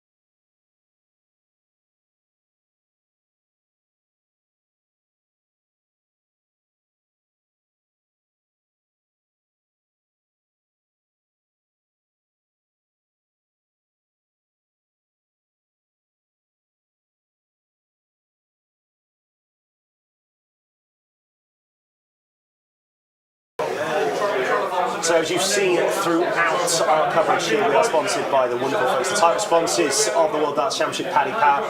And how do you fancy winning £180,000 on the night of the World Darts Championship final? All you have to do to get involved with us is to do that, and to get involved with the Darts of Destiny. It's Paddy Power's first ever Darts of Destiny challenge in partnership with Prostate Cancer UK. All you need to do is search the Dart of Destiny Just Giving page, get yourself in the draw, pay £2, and one lucky person will then be drawn at random. Will go to the Alexandra Palace stage ahead of the final on Saturday, January the 3rd, 2026. You only have 9 darts to score 180 points, but if you do that, you'll walk away 180 grand richer. Only 20,000 less, actually, than the losing semi-finalists of the tournament as well, which is ridiculous. So search Dart of Destiny to find out more and to donate. And remember, of course, it is part of the even bigger 180 campaign for the 2026 Paddy Power World Darts Championship, a fundraising effort that is aiming to raise more than £1 million for vital prostate cancer research. And get involved with that at Dart of Destiny Just Giving page. I'm sure we've all. Well, you can't really do it. Oh yeah, you can. I'm in. I am. If I win, I want to know if it goes on my ranking. Yeah, that's true. Yeah, that's a very good point. All of a sudden, Cam McFarlane is in the top 32 in the world. That's unbelievable. Love to see it. Welcome back, Philip. Hi. Good to see you. Well, to be fair, Ricky and you just a little bit height-wise. Yeah, absolutely. Yeah. So a little bit different height. And to be fair as well, Luke Humphreys as well donating £500. Incredible gesture from brilliant. Cool Hand. And I know we're sponsored by the way, all the rest of it, but let me tell you this though, that they just do it right. They just do it right, whatever they do. So, like, absolutely brilliant. And like I say, I really genuinely hope they get more than $1 million. They will do. But I imagine there's a lot of people already that are donating a lot of money to on the. Yeah, I think there's plenty in there. I'm not sure exactly where Even it's the up to. promo of Uncle Barry today. Why don't I just say down the lens that Paddy Power have decided a new 5 year? It's just brilliant. So, right, Cameron, you've arrived, thankfully, because you're going to be previewing section 3 and 4. Section 3 and 4, I know, I've got half the draw to do. Yeah, but the good news is with that is that the main reason why we put you in section 3 is because your favourite darts players involved. Absolutely. It had to be here for the Nathan Aspinall section. I broke about 27 speed limits just to make sure that I could make it in time. Points paid prizes. Just like we said in section 1, Luke Littler wins and move on for me. Is this a case of Luke Humphreys wins and moves on for you? Yes. Okay, well that's section 3 done then. Yeah, brilliant. Good job I came, isn't it? See you later. Go on. No, look. Is it tricky? Yes. Do I think anyone beats him in his top half of this section? No. I just think by the time that perhaps Wessel or Nathan get to him, he's too well tuned by that point. But it could. Nathan's the danger. Yeah. Nathan is playing beautifully at the moment. Mr. Mindar only last night in Edinburgh. Yeah. Got to the final with Minehead. Yep. He is playing so well, but is it going to be enough to beat Luke Humphries? I don't know. Like you say, he's not going to play him for a while either. Like, he's not meeting him until it's best of 7, and it is tough. And is there that little extra bit of pressure though on Humphries for me? Like, he wants that world and wants spot back badly. He probably wants that more than he wants the title. And I don't know whether that just puts a little bit of extra pressure on him, but yeah, you mentioned last night for Aspinall. I want to see him with a microphone in his hand for his walk on. Electric. How good was that? So they got him. He did it twice. He did once Mr. Brightside from the top, and he literally, and honestly, Edinburgh was on its feet. Good. And the other one was I take the high road, you take the low. It was, honestly, it was stunning. And there's a market for this. Like I've said, walk-ons are boring. Why not have them wrapping themselves down and stuff like that? 100%. Absolutely right. What I'll say about Nathan Aspinall, by the way, is this, right? You look at it, final on the Players' Championship, it's the last ranking event, fine, I get that. But you look at his tournament since the UK Open when he made the quarter-final. First round of the match play, first round of the World Grand Prix, second round of the Euros, and the third, and didn't even get out the group of the Grand Slam. Look, I just have to say that, for me, the consistency needs to be there.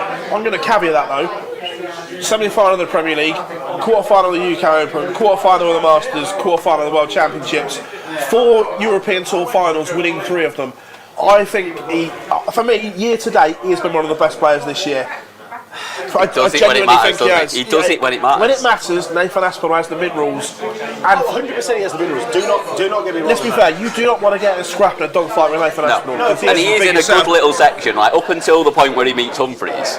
Oh, he blitzes He's very, very winnable. Like the only one that worries me is Kevin Dukes. Like that's the only one. But what I will say is that he's of course a fighter. We know this because Sky Sports tell us every single 30 seconds on the program. Along with the fact that you must always mention that any time he leaves the 170 that he won his UK Open on the 170. You have to mention it though. You must mention it at all times. It's amazing. But I think Aspinall's had an incredible year. He's 9th on the year to date, 285 grand. Obviously, he tops it because he's won pretty much everything there is to win in the ranking wise. But like I say, Nathan Aspinall, 285 grand. That isn't a bad year, I can see that. 100%. Let's just go through the draw then in full.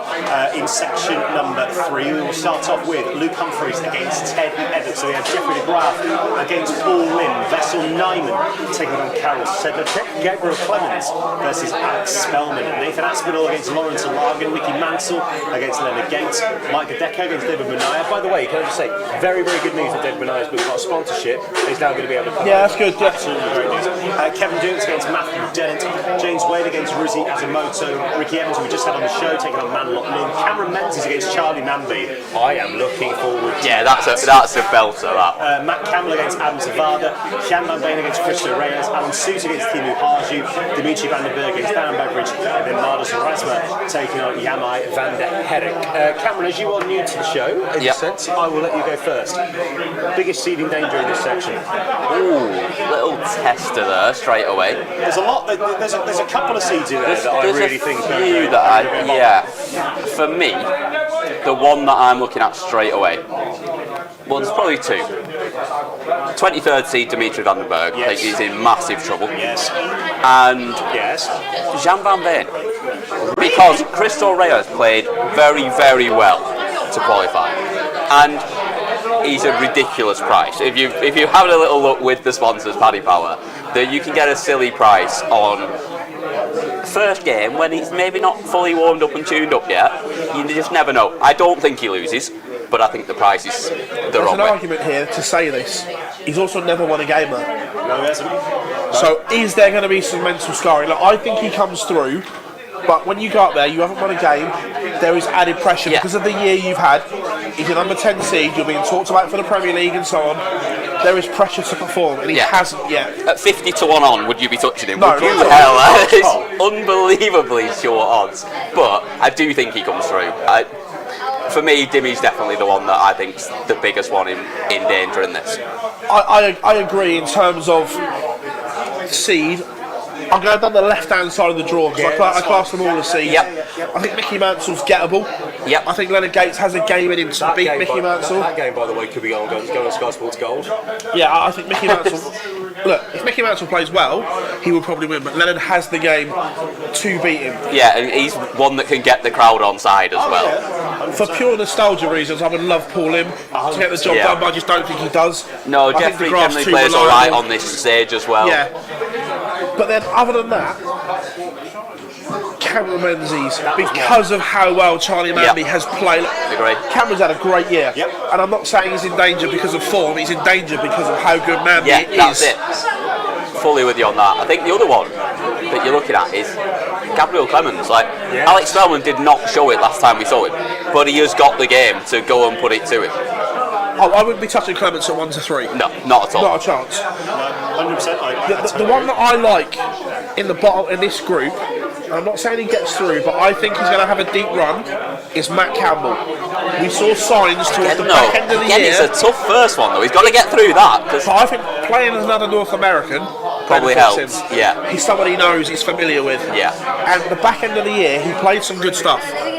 So I think he could have a good run. And we've been saying for a long time, he has the game to be incredible. Of course we don't he does. see it enough. Like, when he is on it, he's unplayable. Yeah. So good. Yeah, I'm totally with you. But as I said before, Cameron Menzies for me is my big seed in danger there, 100%. I think, Dimmy, as we know, is dropping like a stone. I don't think that's a bad thing to say at the moment because I think it's right.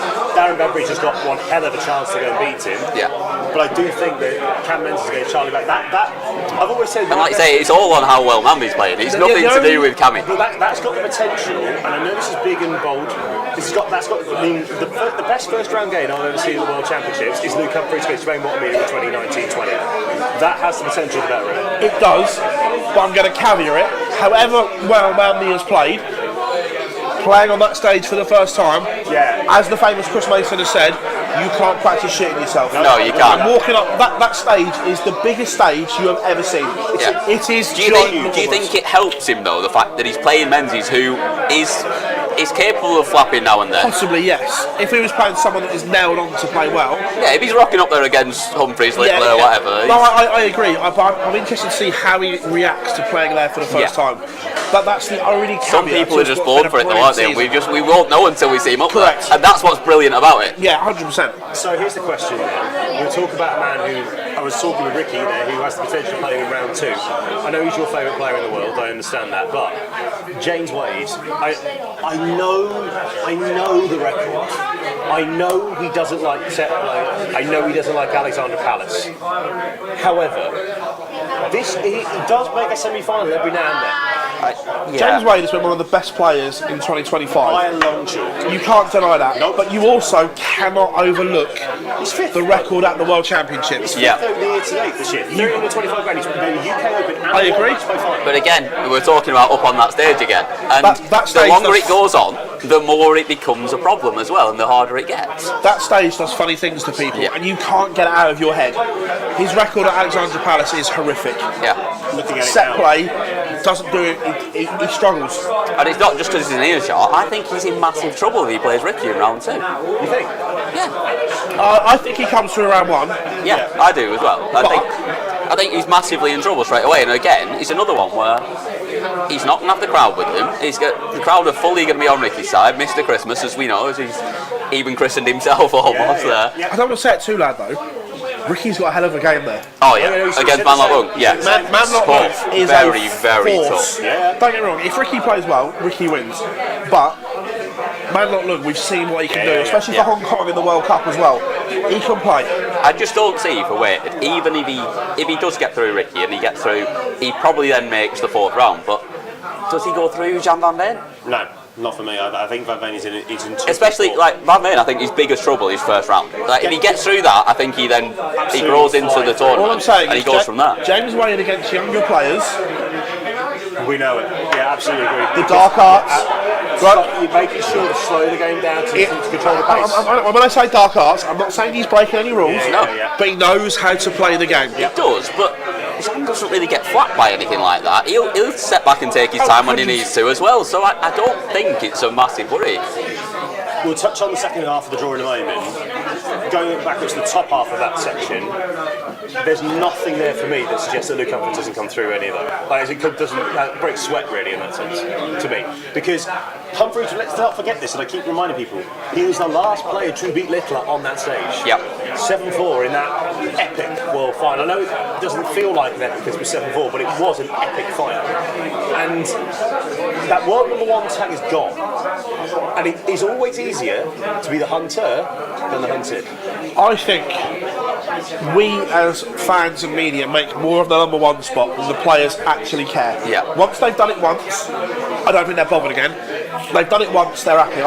Luke Humphries. Do you think that was for sure then at the Slam when he was giving it Littler on stage and saying I'm getting it straight back? I think if you asked him, would you rather be world champion for a second time or world number 1 for the second time? Oh yeah, he wants to be world champion. World championship all day long. But I think Humphries and Aspinall have an absolute belter. Yeah, I think that's a great. I think it's an absolute cracker. And I think think Humphries edges a last set. I'm taking the upset, and it's not just because I'm a massive Nathan Aspinall fan. I just think that set play will help. Like, because he will dip off at times, will Aspinall, and if he loses a set 3-0 where he doesn't play well, it doesn't affect him as much. This is the thing that set plays the leveler. That Yeah. These big scorers, if they win 5 legs in a row in match play, The game's almost the gone. gap's big. Where if you win 5 legs in a row, you've only won 1 set. Yeah. And you might still lose that second set. Correct. And so, yeah, for me, I think it is a leveler, and I think if we were looking at them playing at the match play over 31 legs or whatever, I'd back Humphries 9 times out of 10. But on this stage in set play, I think we might see an upset. Remember, of course, Nathan Aspinall, we know, has made a World Championship semi-final. Yeah. You know, he knows how to get in there. He made 2 on. He was the first 2 years on debut, and obviously made a quarter-final last year. And we mentioned this, and I don't want to use the P word too early. He's already in. Of course he's in. We're going to move on. We're going to move on because otherwise. There we go. Easy. We're going to move on. We're not talking the P word yet. He had it out in section 2. Oh, God. Right, moving on. Quick one on this one then. So a couple of people are going in there. Van Veen gets better along the format, says Richard. Wade asked for quarter final, then Wade to win 5-3. We've got James saying I think Van Veen beats Humphries as well. Oh, by the way, Malachi's saying you should go for I'm a Celebrity next year. Yeah? Yeah, well, because that'd be interesting in the jungle when you've got to try and do 3 weeks of work content. He is the famous Mr. Phil Bars. Well, that is true. So, I'll do it. if the coin's right. No, just do it anyway. Yeah, fair enough. Okay. To be fair, everyone will. Regardless of whether you're shit scared of all of it or whatever, what an experience it would be to do it. You couldn't pay me enough to do it. Genuinely, you could not pay me enough to do it. Yeah, but you wouldn't be allowed anyway because you've got a child. That is true. Right, moving on quickly. Quarter-finals then. You've obviously got Luke Humphries losing to Nathan Aspinall. Nathan Aspinall in the quarter-final. Who does he play? Jan Van Been. And who wins? Jan Van Been. Okay, that's No, I can't do it. It's Nathan Aspinall. Right, you're basically filling in for Dan Simpson with Chris Dobie at this point, really, aren't you? Yeah, basically, yeah. Philip. Scroll up a second, I can't remember who's in the bottom. Yeah, it's Dimmy and yeah. Don't worry about that. I don't think Dimmy's going to be in the Luke quarterfinals. Humphries will play Matthew Campbell. Wow, here we go. That's a bold shout. I like it. Luke Humphries wins. Okay, you're wrong. Luke Humphries does win, but he will beat James Wade in the quarterfinal. I think Wade is playing in too good a form right now to suggest that he won't get through. So that could be interesting. Oh, friends! I like Wade. You know that. So there we go. Right, that is section 3 done. But we have one more section to go, featuring the likes of Michael Van Gogh and Peter Wright, Gary Anderson. Yep, shot. Oh, well, they're going to beat each other in round 4 potentially. So that could be interesting for you. Danny Noppert as well, who's playing particularly well, and we also have Bo Greaves in there as well as Gemma Hayter and Josh Rock. That section is very, very much stacked. We will come. You missed Simon Whitlock out of there as well. Anyway, we're going to move on and we're going to look at some of the scores as well. In the chat room as well, Humphries beats Van Veen, this is K as well. Littler, Humphries and Van Gerwen, Richard is saying as well in that one. So there we go. Right, we are going to be back in a moment or so. Phil is going to be talking with Jamie Caven and one of the amazing players from the Jamie Caven Darts Academy. Stick with us here on Online Darts' Live Lounge special here from the Prince of Wales in Ilkeston. Introducing the Paddy Power World Darts Championships.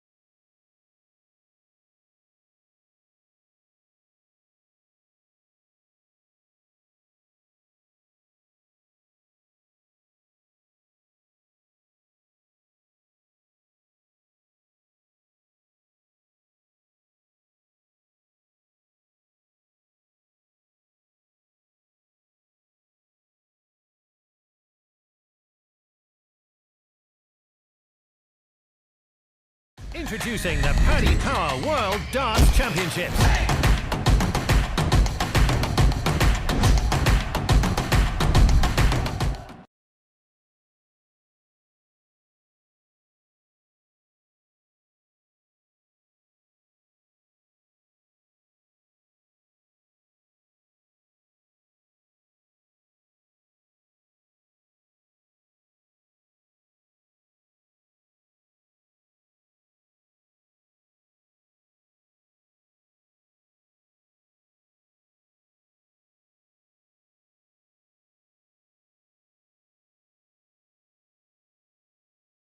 Welcome back everyone, and here we go, another special part here of the Online Darts Live Lounge Live. We've got the one and only Mr. Jamie Caveman and Alfie Moore from Jamie's Academy, and it was this time last year we had Henry Coates sat in that seat as well, and we know what he's gone on to do. But first of all, Jamie, you must be so proud of what the youth are doing, and especially the guys from your guys and girls from your academy. Absolutely, yeah. We seem to be like a conveyor belt of young talent coming through, and Alfie's one of the current breed that's taking it by storm, really. Yeah. What's it been like, Alfie? Your name's out there, obviously following some great footsteps of Henry and so on. What's it been like? Oh, brilliant, absolutely unreal, honestly. I love it. What the academy do is unreal. Like, what they do to benefit everyone is incredible. It's so good. And the Luke Littler effect is there. Does he give you guys hope that when he was 16 he was doing what he's doing, and someone to look up to and aspire to as well? 100%, 100%, yeah. And like, what he's done for the sport, he's made it from down there to up here, and like, everyone, it's crazy. Obviously, Jamie, everyone wants to be Luke Littler, but obviously they can't. So how important is it for you guys to nurture that talent and get them to where they need to be at the right times of their career? I think, you know, like Alfie's just said, you know, he's taken the game from sort of there to there. I think the game is always going to evolve with the amount of youngsters that are involved with the sport anyway. But as I say, what Luke's done has been incredible, and all these kids now are coming out of the woodwork. You know, they've all been playing for a long while anyway, joining academies all over the country, and obviously going to Dev Tour through the JDC first and foremost.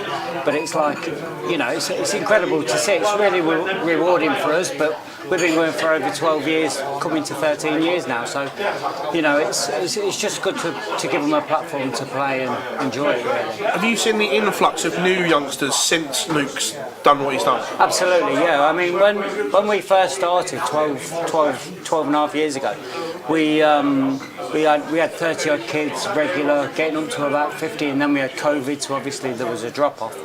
But now we have 80 plus, and then we have 16 of our better players on a Thursday, which is what Alfie's a part of that. So we have about 100 kids. Alfie, when you see like Henry winning the way he did, does that give you the confidence, because like you played him in the academy and so on, does that give you the confidence he's done it, I can do it? Oh yeah, one day I'll eventually do it, and yeah, it's just great.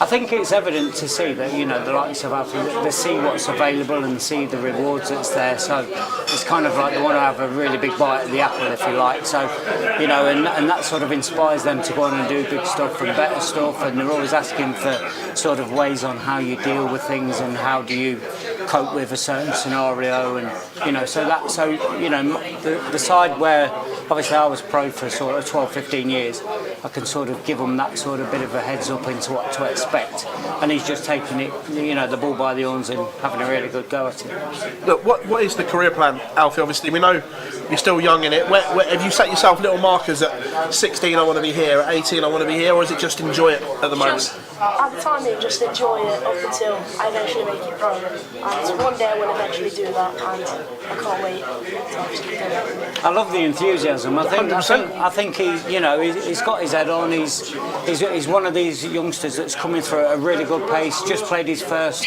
senior category game at the weekend. He won, played well. He's playing Super League. He averaged 27 last week, I think. So he's playing all right. He's averaging 80 odd most times anyway. So, you know, for the age he is, he's doing the good things at the right moment. So it's good to see. What was that moment like, playing county for the first time? Unbelievable. I was looking forward to it. Like, originally I was on reserves, and then I got there, I weren't dressed, I was just in normal clothes, and they said, "You're playing." I was like, "What?" I was like, "You're playing," so I brought Mercer trousers just in case, stuck them on, Went on the practice board, met all the team, made my debut and managed to win. See, I see myself in him quite a bit because when I was 15 I made my county debut. Obviously it wasn't as crazy with youth players now, but I can still see signs of me as a youngster, so that's the exciting part for me because I can see the development that's going to come if he wants it. You know, he's obviously got a big platform to go for. You know, many youth players are sort of embracing it, but I've got high hopes for him. You know, not too much pressure on the lad, but you know, he's doing good stuff and good luck to him. Do you like pressure? Love it. I don't really feel it a lot, but when I do feel it, best feeling ever. And that's quite I love weird. that. That's quite weird, isn't it? That's what I say. That's where it is quite exciting to see that in him. And I was the same in terms of, you know, I want to play the best of what's on offer, you know, and he's pretty much the same. So, good. So, are you ready now for the Dev Tour and things like that? I know, age-wise, maybe not just yet, but are you ready for that step when it happens? 16 next year, aren't you, mate? You said. Yeah. Really looking forward to it. Get ready to smash it. Just applying yourself against the best on that Dev Tour. We've seen what he can do, not just for Luke Littler, but we've seen Van Veen, Josh Rock, and so on. The ones that have really gone on, they've done well there. So, is that the plan? Is dominate the Dev Tour and follow in those stars? Oh yeah, 100%. Yeah, that's what I'm aiming to do, and I will eventually do it. Well, the thing is, I think for us, we've got to try and keep his head on his shoulders. I love the confidence, but also you have to be aware as, you know, if it doesn't work out that way, then obviously you've got to make sure that, you know, you keep the feet on the ground and all that kind of thing. And he does do that, to be fair. But I can see the buzz that he has, and you know the way he wants to embrace it and go for it. So, you know, good luck to the lad. He's in good hands. So I would say that anyway, wouldn't I? You know, but yeah, he's got the world at his hands really if he wants it. You know? We've seen obviously the confidence Alfie's got there, but you've seen a lot of youngsters come and go, even when you were playing as a pro. To be at that elite level, do you need that streak in you where it's not arrogance, it's self-belief? Do you need that to get to the very top? There's a fine line between confidence and arrogance, isn't there? And yeah. I think, you know, as long as you stay that right side, you're okay. And that's important to instill that into these kids, you know, whether it's Alfie or one of the other young lads coming through, whether they're from our academy or another academy, because obviously I'm at the Dev Tours doing my role for the PDPA as well, so you see it a lot, and it's important to try and, you know, kind of nurture them in a way that, you know, they understand that it's very difficult, but, you know, the rewards are there if they get there, you know, if they want it. For you, Alfie, there's opportunities as well to play on the Alexandra Palace stage, on the Masters stage. Is that something that you'd love to achieve as a youth player before doing it as a senior? Yeah, 100%. I'd love to do that. Obviously, it's going to take time, and when it does happen, best feeling ever. Yeah, good lad. Are you a flamboyant player, or are you, I say basic in a nice way, are you like tops down the line, or do you like a bit of showboating? I don't know. I don't really like showboating. I've never seen him showboat, to be fair. I clip him round the ear. Old school, where none of this double stuff is down there. No. But I mean, confidence-wise, he's done double against some of the kids down at the academy, and you know when he's in front and he's got time. But I mean, he kind of keeps it low key, and you know he's a good lad, and you know I've got a lot of hope for him. So. Alfie, don't tell Jamie, but don't double and give him a wink. That's a good one. Not me. But this year, I'm going to put you on the spot. I can't ask Jamie because of his PD behaving, but who do you think is going to win the Worlds? It's got to be out of the Luke's, hasn't it? You can't have a safe answer. The Lukes don't count. I want a Luke H or a Luke Al. I think the safe one is on either of the Lukes, isn't it, to be fair. I really want Nathan Aspinall to win it, but I can just see... Oh, I like it. I can just see Luke Littler snatching it. Do you think? Yeah. Gonna watch it all? Yeah, of course. 1,000,000%. Love that, guys. Thank you very much. And Jamie, the work you and obviously Debbie's behind you doing at the academy is superb, and we're seeing the conveyor belt coming through. So again, pick which one you'd like to bring this time next year, because the conveyor belt is there. It's a lucky charm at the moment as well. Yeah, for sure. There might be someone coming through that we've not even met yet, because obviously when we've got a couple of weeks left, and then we start again in January. Obviously we have to close it off and have a bit of a waiting list, but There might be someone new coming through we don't know about yet, but we'll have to see. We'll have to get them on the right track, like Alfie, and see where it takes us. Love that. Well, we'll see you guys this time next year. Thank you very much, as always, for coming on the Live Lounge Live.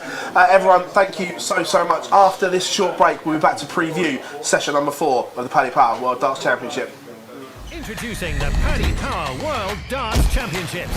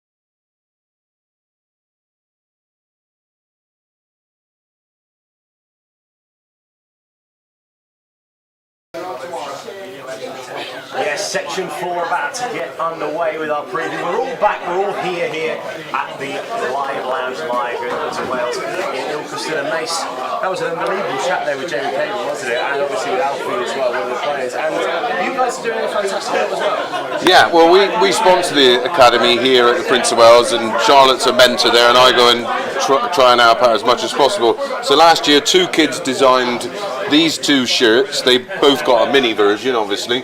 This one I wore at one of the World Seniors events. Me and Jamie are both signing. What we're going to do, we're going to auction them, and all the proceeds will go to the academy. Of course, it costs a fortune to run these academies, so any kind of donation will help.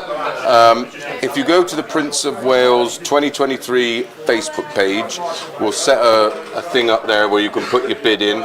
Already we've had a bid, I think, 100 quid each on them, and so that'll be the starting bid, and literally every penny will go to help them out of the academy and look after the kids. So appreciate anybody who does have a little bid. And John's great about this. Now we'll get back to the landlady. Thank you. One, they're great shirts, amazing, and 2, they covered up Phil Bars's face. So And they're one off. There literally isn't another one. Okay, the famous Mr. Give me his full title. Yeah, it's like an MBE or a knighthood. I want the full title now. Well, there we go. Well, we've got The famous Phil Bars. the famous Mr. Phil Bars indeed. We have got before of No, neither am I. It's good job I'm not very big in it. It's just leave me on the end. Yes, exactly. That's the reason why. To be fair, the capacity goes up every year. Yeah, it's fantastic. Right, so what we're going to do for the next half hour is we're going to go through section 4 of the draw here for the Paddy Power World Darts Championship, and then what we're going to do, as we've got Cam and we've got May still here, we're going straight in the P word. It will be used. The PL word. The PL world, and then obviously as well, we'll also go through the other sections of the draw. You could have gone down the VPL line there, but I'm glad you avoided No, it. I could correct, absolutely. I could have gone wrong. We're past the watershed now. It's not. It's half past 9. 9:30, exactly. Bollocks. Averages aren't worth it. Yeah. So obviously we'll do that after that, and then we're going to go and just ask the gentlemen here as well for their final picks ahead of the Paddy Power World Dance Champion 2026, which is only 11 days away before we make our trip to the Palace. Thank you so much to everybody as well who's getting involved in the chat room too. Thank you very, very much. I love that there. Shelton says, Cam is tiny, but probably still taller than me. Jesus, I'll show Chelsea. There you go. We'll find out in a minute. So there we go. How are we doing, Fraser? I hope you're a good buddy. Good to see you yesterday. Absolutely, yes. So, right, we're going to move on to section 4 of this draw. And this is a big section because we do have Michael Van Gerwen, we do have Gary Anderson in this Phil Barnes in trouble here because he wants to pick both of them. He does. Right, we'll go through the full section of the draw then. Here is how it looks. Michael Van Gerwen, the number 3 seed, taking on Matsushiko Tatsunami. We have William O'Connor against Christoph Kachuk, Peter Wright against Nolan van Looyen, Kim Huybrechts against Arno Mer, Gary Anderson taking on Adam Hunt, Connor Scott versus Simon Whitlock, Jermaine Wattamena against Dominic Grudish, Scott Williams against Carl de Breda, Danny Knockham against Jürgen van der Walde, Nick Kenny versus Justin Hood, Richie Egghouse taking on Johnny Tartar, Ryan Meagle against Jesus Salate, Josh Rock.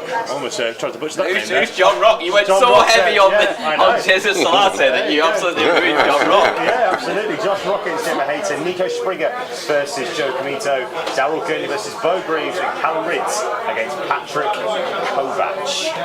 So I'll start with you here, Philip, I think. Of course. You said this last week on the Live Lounge, and I do agree with you.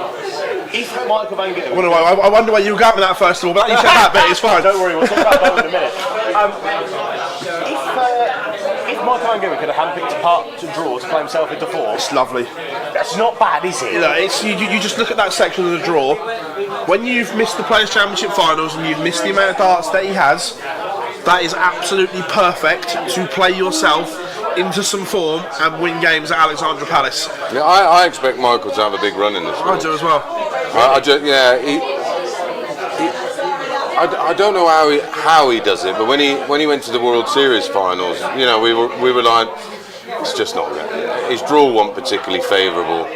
This is favourable, and he just has a way.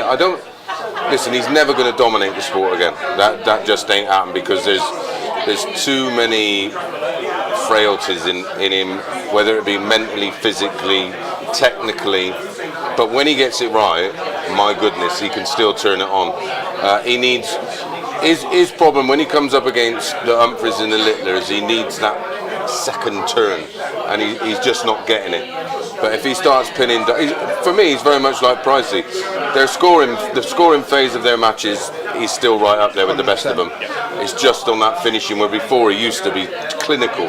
It was bang bang, and then 3 big dart finish. When you think you've got him and you've hit 180 off 220 to leave tops, and he's on 117, like back then he'd be like bang bang bang. Thank you very much. Now he's missing and needs another go, and these lads at the moment are not giving him that extra turn. I think that's the biggest worry, isn't it, for him? The fact that it's not just the frailties for him now, but everyone else is so good now as well. Like you don't get a gift anymore, very, very rarely. Especially you do in round 1. Yeah. Well, okay, yeah, a little bit. Yeah, in the World Championships you do because it's such a vast field. In the UK Open, again, depending on how it plays out. The Players' Championship, all the other events like the match play, the Grand Prix, he's dodgy early on. I think this draw's perfect for him, and I don't mean any disrespect to the players he could potentially play down the line, but I think if he turns it on and turns up in round 1, you've got to give him a shout of going deep. Well, you look, last year no one gave him a hope, and he got to the final. Yeah. And towards the end, look, he started too slow in the final. Towards the end, Littler was in a game, but unfortunately, we had the conversation right before the final, and I said it was imperative he gets off to a quick start. Yeah, he needed to win the first set. He needed to be absolutely because players like Littler you can't chase down because they don't have them sets where they're off and they're never dips. No. That's the thing. Once he reaches that point where he's anywhere between 100 and 105, he just stays there. That's where he is. That's his plane. So what we're looking at here then obviously for Michael Van Gerwen is a potential round 3 tie against Peter Wright. Now, remember that World Championship final that happened 6 years ago now, which feels like a lifetime ago, let's be brutally honest about it. Wow. Peter Wright, well, just saying, Peter Wright at that point obviously came through against Al Malik then really, really well, and then obviously then sort of flew into the tournament. And can we remember this last year? Peter Wright had no hope against Luke Humphries. He was nowhere going to be close. 1-4 sets to 1. No, and that's it, isn't it? And there's nothing to tell me that it's any different this time round. I think we're looking at it going, he's got no hope, and I don't see him going very far. Peter Wright played it very clever. He got him involved. Yeah. He got him involved, and he reacted. Not my fault. Which Humphries doesn't do very often. Ever. Doesn't ever really get drawn in, but he did in that. Yeah. I'll be honest though, I think the bigger worry for Michael is probably Willie O'Connor in round 2 rather than Peter Wright in round 3. Okay. I mean, a 5-set game, absolutely as well, because you don't have to be, you can't have those sets where you're off, because if you do have that, then it's. I do think he comes through all of them. Yeah, by the way. absolutely, But if you underestimate O'Connor, which he won't do, he's a scrapper as well. and O'Connor's very, very good. He's a full World Cup and he's a grafter. Yeah, exactly, and he's a grafter. He will stick in there. You know what you're going to get with him, and if you're off, he could get you. The interesting bit for me was what Peter said in my head when we asked him, this final part of your career, would you like to bin steak bite and just be Peter Wright? And he was like, yes, but I can't. I can't, yeah. And because it's gone too far. But I thought it was really interesting for the first time that he'd be like, I just want to be Peter. I don't want to be steak bite. I did a thing with Dan. I did a thing with Dan Dawson and for the PDC podcast, and I listened to an interview he did, and like his belief is remarkable. Like if you actually got inside the mind of Peter Wright, I remember Peter Wright from 1995, and then being involved, then leaving, then coming back, and then I mean, what he's achieved in the game is remarkable, and it's all down to his mental strength. So you can never write him off. But again, you've got to break the numbers down, and they don't lie. Numbers don't lie. They don't. Completely agree. Gary Anderson as well. We know that he has that ability to go on big runs. And not trying to be rude, that was the last time that we had that from him. Not done it on TV, has he? No. For time. Not consistently. Not more than one game. And Adam Hunt's a tricky game. 100%. Like, he's another player that could really turn it on and find a level.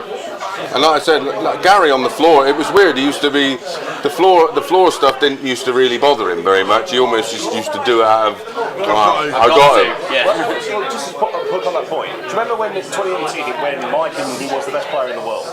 Agreed. The fact that he stayed in the top 4, and you mentioned this a lot, the fact that he stayed in the top 4 without playing on a Euro Tour is absolutely ridiculous. Well, when you look at the value and the prize money of playing that Euro Tour, it is remarkable. Yeah. But at the moment, he looks more comfortable on the floor than he does on TV. But again, he's cut from the same cloth of all these players we talk about. Your Michael Van Gerwen's, your Luke Humphries, your Luke Litters. They can turn it on. They can find a way. And listen, I'd love to see him win another world title. Could it come this year?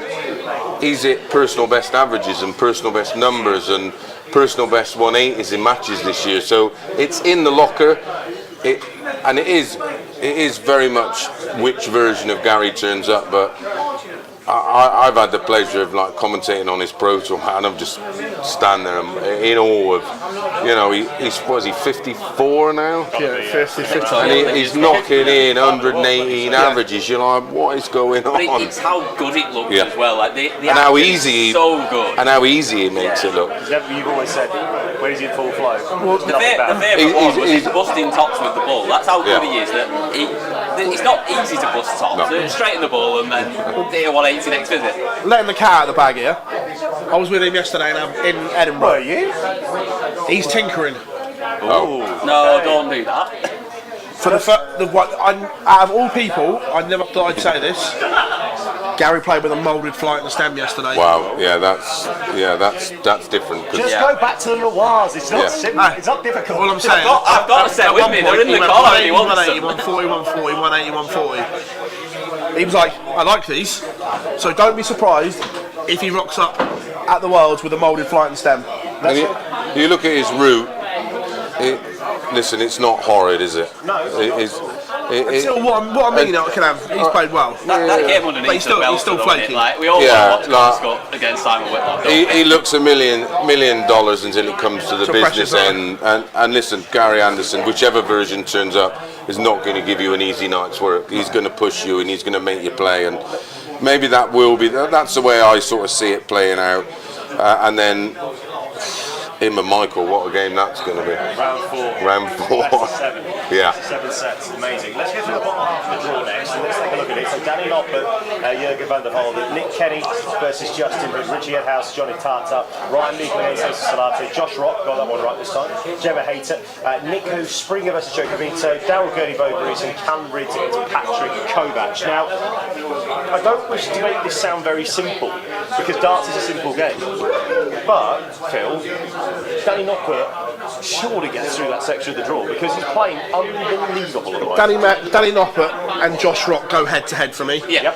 And then the winner of that tie. Look, Josh Rock is also in Premier League contention. That he's speaking about it. So there's a lot of added pressure for him. Added pressure, but for me, those two look a class above in that section. However, I am going to caveat that.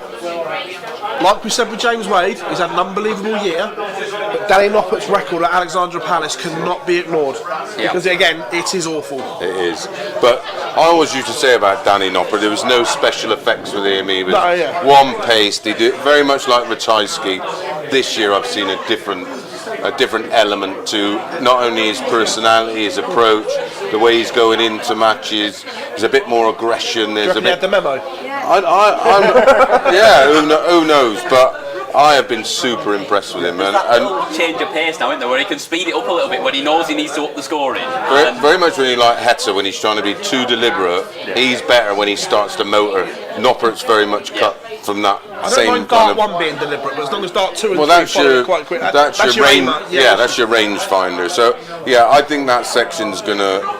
Whoever gets through out of when they meet, I expect Rock and Noppert to meet. I think we're all in agreement there, aren't we? I think we all think it's going to be Rock. Let's just touch on a couple more games. Obviously, again, we'll touch on the stories towards the bottom and end of that. Gemma Hayter obviously against Josh Rock. Gemma's been playing very good on the women's series, but the big story, without wishing to be rude to Gemma or the other players, the big story there is that, as you mentioned, Philip, Daryl Gurney has got the tie that nobody wanted. When that draw was done, there was one ball in the non-seeds that none of them wanted. Yeah.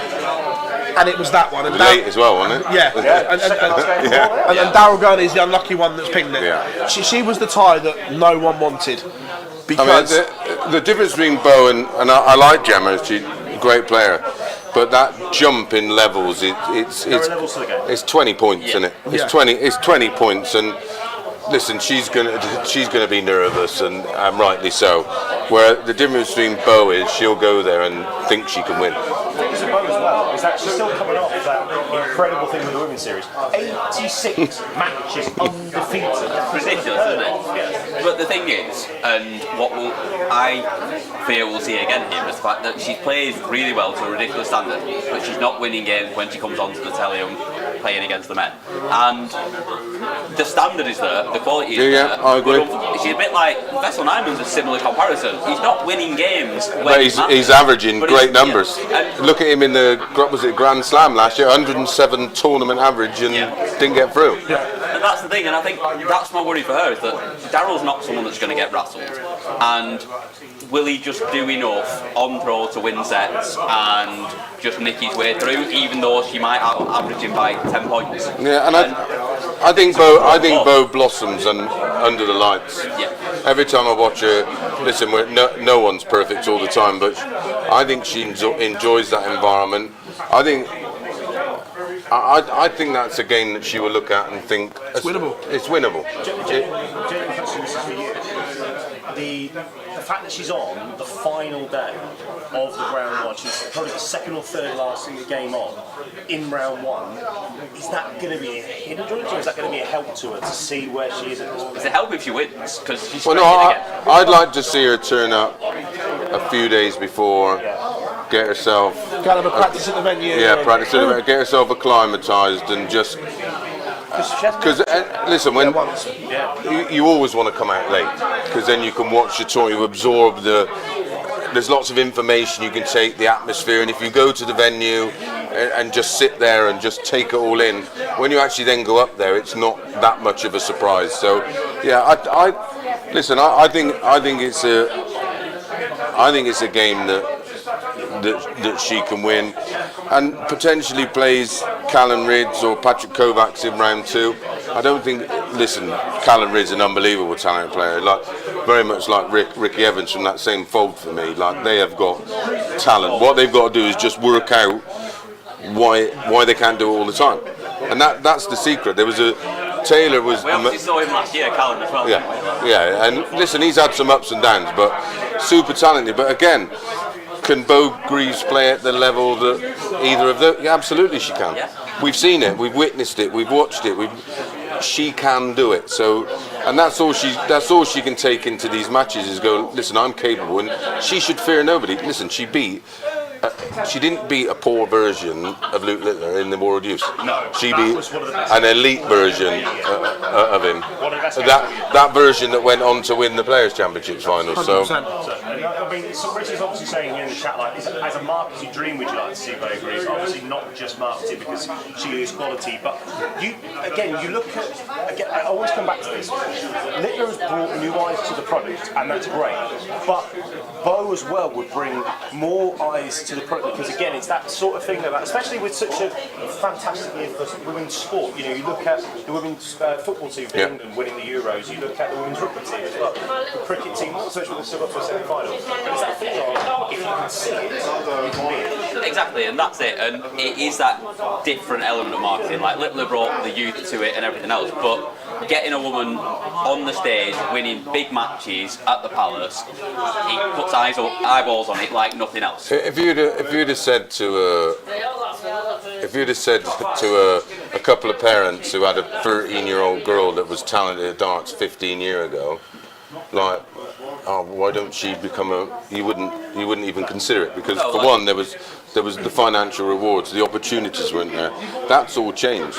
That's why the academies are around. That's why I go to the academy. There's loads of kids there, and it's fabulous because they want to emulate the kids that are doing it now. And Bo is a flag bearer. Fallon was before her, but Bo has just taken it like to another level. I mean, she is literally just remarkable.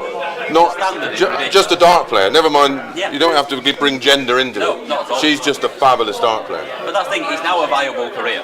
Correct. Where it never was. No, God no. You wouldn't encourage. You go to America, the NFL, baseball, ice hockey, all these other sports, right?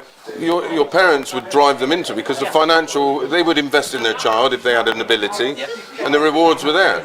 For darts, and that's something that's got to change in these other countries. They've got to have academies set up. They've got to show them that there's potential to make money. Otherwise, you're not going to invest in your kid to do that. You'd rather invest in going to college and uni and everything else. Because the riches everywhere else, everyone knows about it, but you've got to, like I say, he's got to build from there, right? And it's in that position now where it's ready for anyone that wants it. So one player from each of you, we'll start with you, mate. Seed in danger, and most in qualifier you think might just spark the way. I'm not saying it's a quarter-final, but a qualifier that might go deep in this section. I think because of who he's playing, I think Daryl Gurney, and the whole occasion. I think it'll be. It will come with hype. I think that will add pressure, and I think Bo will enjoy that. I'm going. I think it'll be Josh Rock and MVG. Seed in danger, Daryl Gurney. Surprise, Johnny Tata wins a couple of games. I liked what I saw in the Australian Premier League, and he's in a nice little section where Ed House is beatable and then Meikle or Salate is beatable as well. So I think Johnny Tata could have a nice little run to maybe round 3. Yeah, well, I think you've took mine there. Richie Edhouse was my seed in danger. That's who I was going to go with. So, yeah, I'm with you on that one. But although Scott Williams is not a seed, this is a big game for him. Semi-final, yeah. So it's massive. Beat MVG, didn't he? Yeah, I think you want to look at to have a little run. He's not a seed, but he's in that sort of top half. Connor's good. Another super talented player, but again, we need to see him. Not had the year we'd hoped after last year. Correct. So we all thought he was going to kick on, didn't we? Exactly that. So you're going Josh Rock MVG quarter final. Who wins? Oh, this is tight for him. Macy's really strong. I've got a feeling about MVG this year. I really have. I don't. Listen, there's no. I always say about backing it up with stats, but like, I've got that feeling. Josh Rock is due to do something amazing. He's played beautiful this year, but there's something about MVG for me this year. MVG will play Danny Noppert. Ooh, double Dutch. MVG win. I agree with Chris. That I don't know why. Because again, there's no rhyme or reason. There's no rhyme or reason. But again, once that draw, it was all on the draw. I said this for everyone. Let's see who ends up in what section. And that draw, by the time he has a game, he's going to have played himself into some form. The problem, I think, the thing what I think is you two, and understandably, what's happening is that you two are going on the former mark of Ongoing and his longevity in the game. So I understand that. And there's been spells this year where he's been remarkable. So the game is still in the locker. He's only got to play once a day. Not once a day. It's only one game where we've seen him have that ability. The problem has happened with him on the Euro tours and other things. He's had 107s and then a 90. Well, if he only has to play once, that 107 does. 107's all right. Exactly, does the business. Throughout the Premier League, so often throughout the Premier League, that every night we'd be watching it, and first round really good, and then knocks the back. Yeah, couldn't back it up. Yeah. Your pick for this section? Yeah, I've got Josh Rock MVG as well, but I'm going for Josh Rock to nick it. But I think it'll be a belter. Yeah, oh my God. I'm going. Why not? I've been rogue all night. Danny Noppert goes through and we'll win the quarter-final. I don't mind that call. I don't dislike it. I don't hate that call. Where are you going? I know where you're going. For me, he's been, along with Josh Rock and Aspinall this year in spells. Danny Noppert for me has been one of the most impressive players this year, outside of the obvious. Right, we'll be back in 30 seconds, so we'll go ahead to the Premier League game with these three gentlemen in the pick, and we'll also pick a winner of the PayPal World Darts Championship. See you in a second. Oh God, I need a pan. Credit World Darts Championships.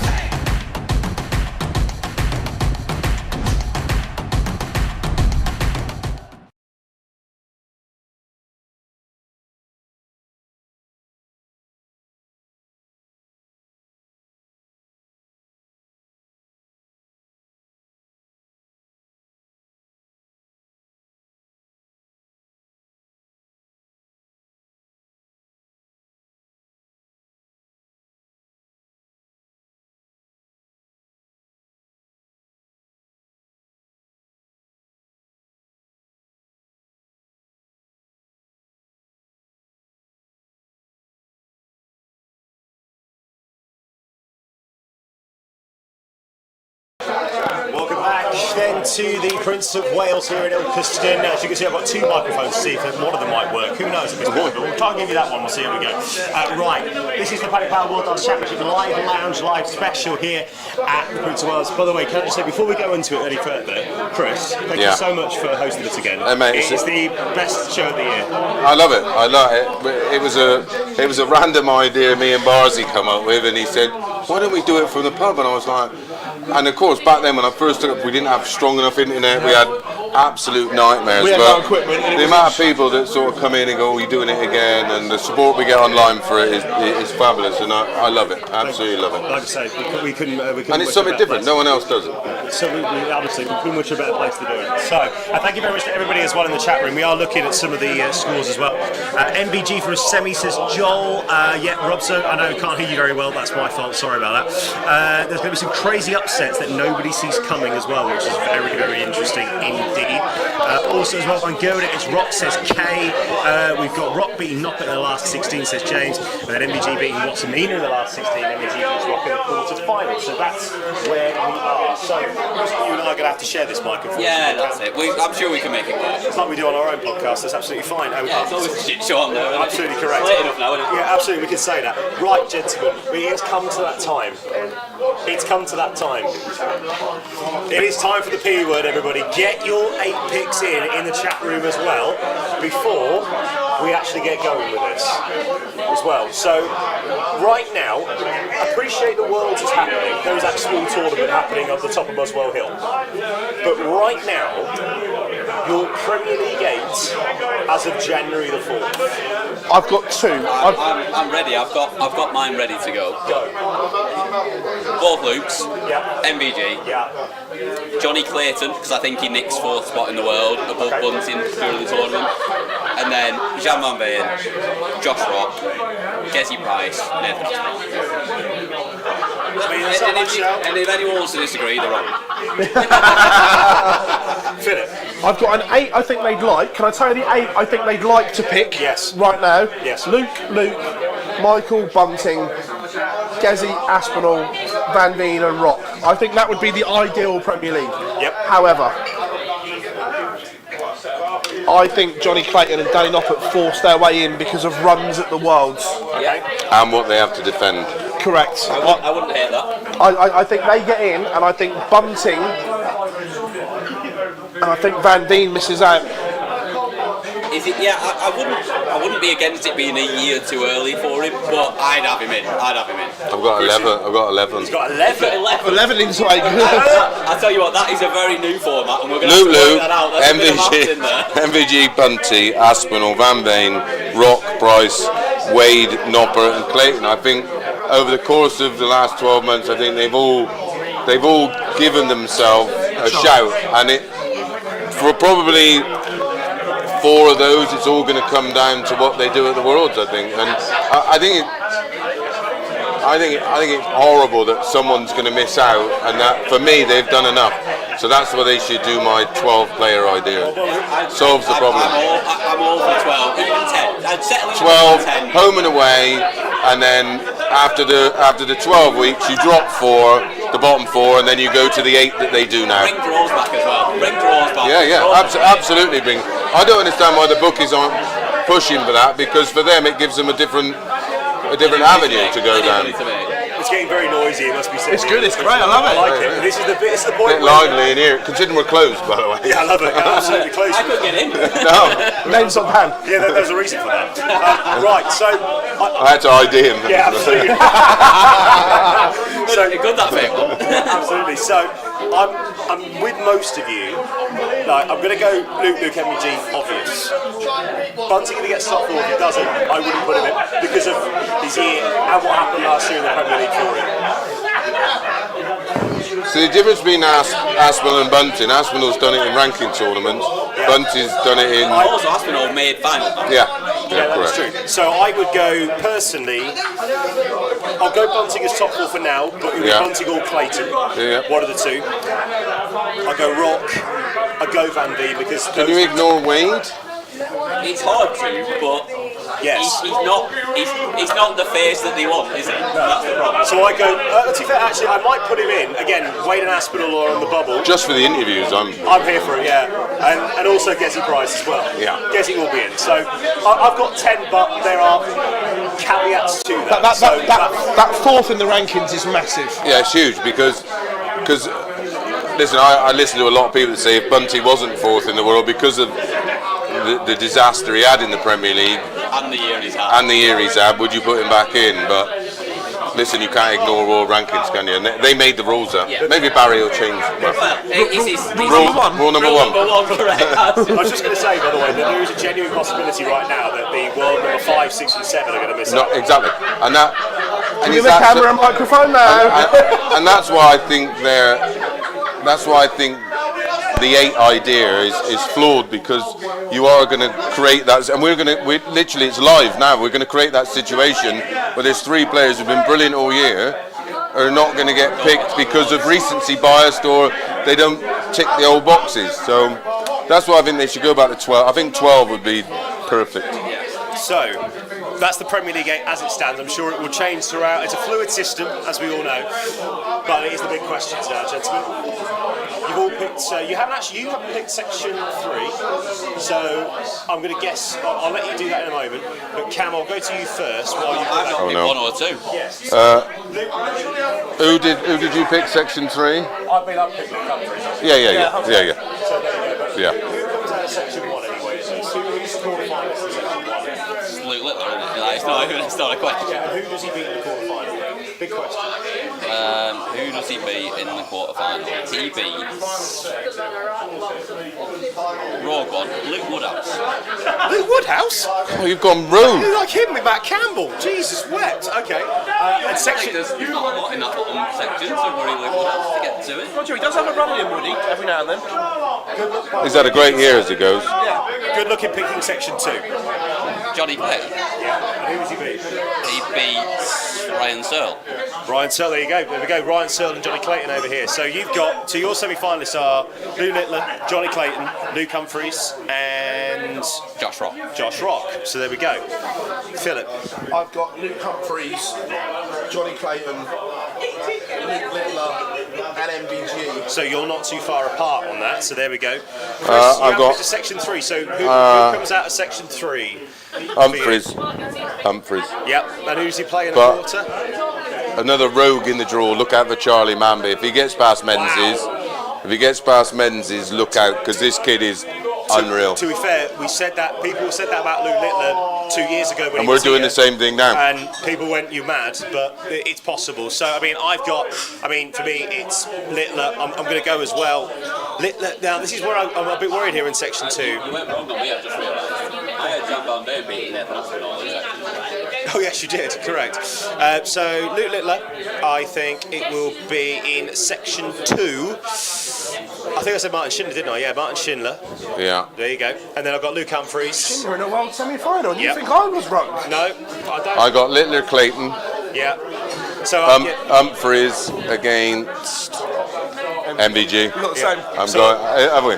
So I've got. Yeah. I've got Littler, Clayton, Jan Van Veen and Josh Rock. So Yeah. I've got Littler, Schindler, Humphries, and Josh Rock. That's my 4 that I've gone with. Yeah. Because I didn't actually pick anybody in round 4. I think we're close. Any combination of I those. didn't know. Hang on, I picked Danny Noppert, didn't I? I picked Danny Noppert. Yeah, I've got. This is why I need to write things down. Again, that's not right. Well, you could if I didn't nick your pen, pal. That's fine. Don't worry Sorry. about it. It's cool. So Danny Noppert will be Jermaine Watt-Mina in that section. So yeah, Littler, Martin Schindler, Luke Humphries, Danny Noppert for me. I like that. I like that call. From here, I want finalists and winner. You know the drill on this show. Josh Rock beats Johnny Clayton in the final. You are going Josh Rock to lift the world, Paddy Power World up. Absolutely rogue as you like, but we'd all enjoy it, wouldn't we? I mean, I'm here for it. Josh Rock beating Johnny Clayton in the world final. I like that play. I'm going. I don't know. I don't know. I'm gonna have to check it. Yeah. I'm going. I'm base. going a repeat of the Littler MVG final. 12 months on, but is there a different outcome? That's a semi-final, though, isn't it? Oh. Oh, is it? No. No. Sorry, it's not go. No. So you think that Lou Littler becomes the first player In to 10 defend, years to to defend defend the Paddy it. Power World Yeah. Championship? Okay. Sorry, Lou. Sorry, it's not, mate. I mean, it's not really a bold call. No. But I get. But the fact that I've tipped it up is Game over potentially now. a bit He's out of in a round commentator's one. curse. He's Sorry, out in round mate. 1 against Darius They're Lavanauskas. both going out first round. As the gaffer, you have the final word. It's a repeat of the final 2 years ago. Luke will play Luke. Luke will win. And Luke. Humphries will be 2 times champion of the world. Wow. I like And I that call. say that Littler has been the best player this year, but I'm going with history. And history says we don't Go back to back. that you don't go back to back. I'm with you. I think it will be a Luke versus Luke final. But Luke Littler done it. I just think, I've said this, how many times have I said this to you? There are levels. We are due, aren't we? We are. I agree. It's not even that. We are due, and he is the best player in the world right now. There's no question. Yeah. It's also for me, there are levels to the game, and Luke Humphries is on a different level. Don't get me wrong. Yeah. But you only get generational talents so often in this sport, and I will stick my colours to the mast for the final outlandish quote. Oh, here we go. Luke Littler will get his second world title, and he'll be very much closer to breaking Phil Taylor's record than he will be. Can you cut him off the Guinness? Well, there you go. We had to end on an absolute worldie there. Right, let's have a quick one. Let's see what people have got in the chat room very, very quickly here. A lot of people saying here, Littler beating Humphreys in the final. Humphreys wins. Humphreys 7-5. Malachi's gone there as well. Van Veen final. Yeah, Littler 7-3. I mean, I could see him getting through Rock quite easily. I was 50-50 on them two. Yeah, absolutely. Yeah. I mean, there's probably 5 or 6 that we can genuinely make a case for. Yeah, absolutely. That we wouldn't go if they won it. Oh, that's unbelievable. We go. No. If Gezi got to the final, Yeah, if Gezi won it, I wouldn't. No, not at all. Because there's 7 or 8 players that have been putting in numbers that suggest they're ready. It's like I picked Price for the last one. They were like, well, why? Well, because if you look at his numbers and how close he's got, and it's only been down to like little tricky moments, little missed double here and there, and he could have gone on and won it. So he's there or thereabouts. Noppert's there or thereabouts. Rock's there or thereabouts. Humphreys, Aspinall, Littler. There literally is a lot of players that if they won it, we wouldn't go, oh, I can't believe it. It wouldn't be like a Rob Cross moment. No, not out of nowhere. To be fair, Rob Cross though that year. Well, yeah. When your name's on the pot, your name's on the pot. Names on pot, lad. Yeah, absolutely. When your name's on pot ladders, Dennis Priestley will I'll tell you what I'd love, because he's one of the nicest, but I'd love Johnny Clayton to be a world champion. Agreed. We all would. Just because Agreed. he's Johnny, and he is one of the nicest people I've ever met. I've just picked him to get beat in the final, but if it gets to that final, I am 100% in Johnny Clayton's corner. He'd make a great world champion and all. Yeah. Another one as well who has come at the back end of his career per se. Yes, very much like Peter Wright. I remember playing county darts against Johnny Clayton in the 90s, and he was just a decent county player, and Peter Wright was very much the same. He wasn't. I'll never forget going to the 2017 Players' Championship finals weekend. That was my first trip to Minehead, glorious Minehead, right? And he made the semi-final that year, and he lost to MVG in that semi-final. But that was the first time I'd really heard of him. And now you look at, in particular 2021, he was the best player in the world. Yeah. So, and the fact that he made a World Masters final earlier this year, he's done bits as well on the television, it'd be great, but I hate to be boring, I really do, but there are levels to this sport, and Luke Littler is on a different level. He is the needle mover, as we know. So, that is it. That is the Live Lounge Live done for 2025, and it's a strange feeling that all roads now lead to the Palace. Cameron, thank you very much. Thank you for having me, as always. It's great to have you. You two, gentlemen, are going to be seeing a lot of each other We are. over the next month. We are. Starting tomorrow. I'll see more of him than I will my missus in December. Is that a help or hindrance for you? Help. Absolutely. Like I say, mate, thank you so much. Hey, pleasure, pal. Thank you. I appreciate this. You won't believe how much hard work goes into making this happen. Not from my side. I just open the pub, but all of you that turn up and use your time to come and just give our opinions and let everybody enjoy what we think and what we try and predict. Gaffer, enjoy the next 20 days at Alexandra Palace, mate. He'll probably enjoy 7 days at home sleeping. Absolutely right. But not till February, because we've got Q School and 3 World Series events. I know it's always a special moment. Obviously, it's a sad moment as well, because we might do a live lounge next week, potentially. You don't know. But it's always a sad moment when the live lounge when we come here, because we know it's Christmas. But it's also the last live lounge of an incredible year. I still can't believe we've got to 227 episodes of the live lounge that we didn't get cancelled after 10. I'm surprised after your Bo Bruce con we didn't get cancelled. Don't know what you're on about. Yeah, that's another issue entirely. But the fact that everyone has bought into what we tried to do with the channel from day one has been the important thing, because anyone can just go and do interviews with players, and so it's the other we try and give a fair, honest, constructive opinion on what we believe. Stuff that goes with it, not just interviews and so on, like the watch-alongs, the Fallout Bar, the live lounges and so on. There's so many people that are there every single night watching it, and it's so good to see, and it's what makes it, because if it was just us 4 talking bollocks, then it wouldn't be anything, would it? But like, we can do that. Yeah. We usually do that about midnight in the pub. But there you go. Well, I can't wait for this tournament. I know the boys here can't wait for this tournament either as well. It's going to be an incredibly busy time here at Online Darts. So, just to let you know, ahead of it, we've got everything coming from Alexandra Palace. Philip will be talking to every winner, potentially, in the press room. Talking about my P45 tomorrow? Yes, we will. Me and Mace are sitting down tomorrow here Yeah, getting the old tin tack. We're keeping everything sorted then, so there we go. Looking for a bit of work. There's loads of articles if you want to write, mate. There's loads of articles as well. I can't. Darts.com. Dyslexic. There's loads of articles as well throughout the tournament, previews and reviews of every session as well. We'll also have our best bets of the day with Paddy Power. And don't forget as well, here on YouTube as well, every single night after the night session, we'll have the Fallout Bar, the only instant reaction show giving you all the information that you need after the Paddy Power World Darts Championship. And a personal thank you to Paddy Power and Phil and all the guys that kit the pub out. It's like a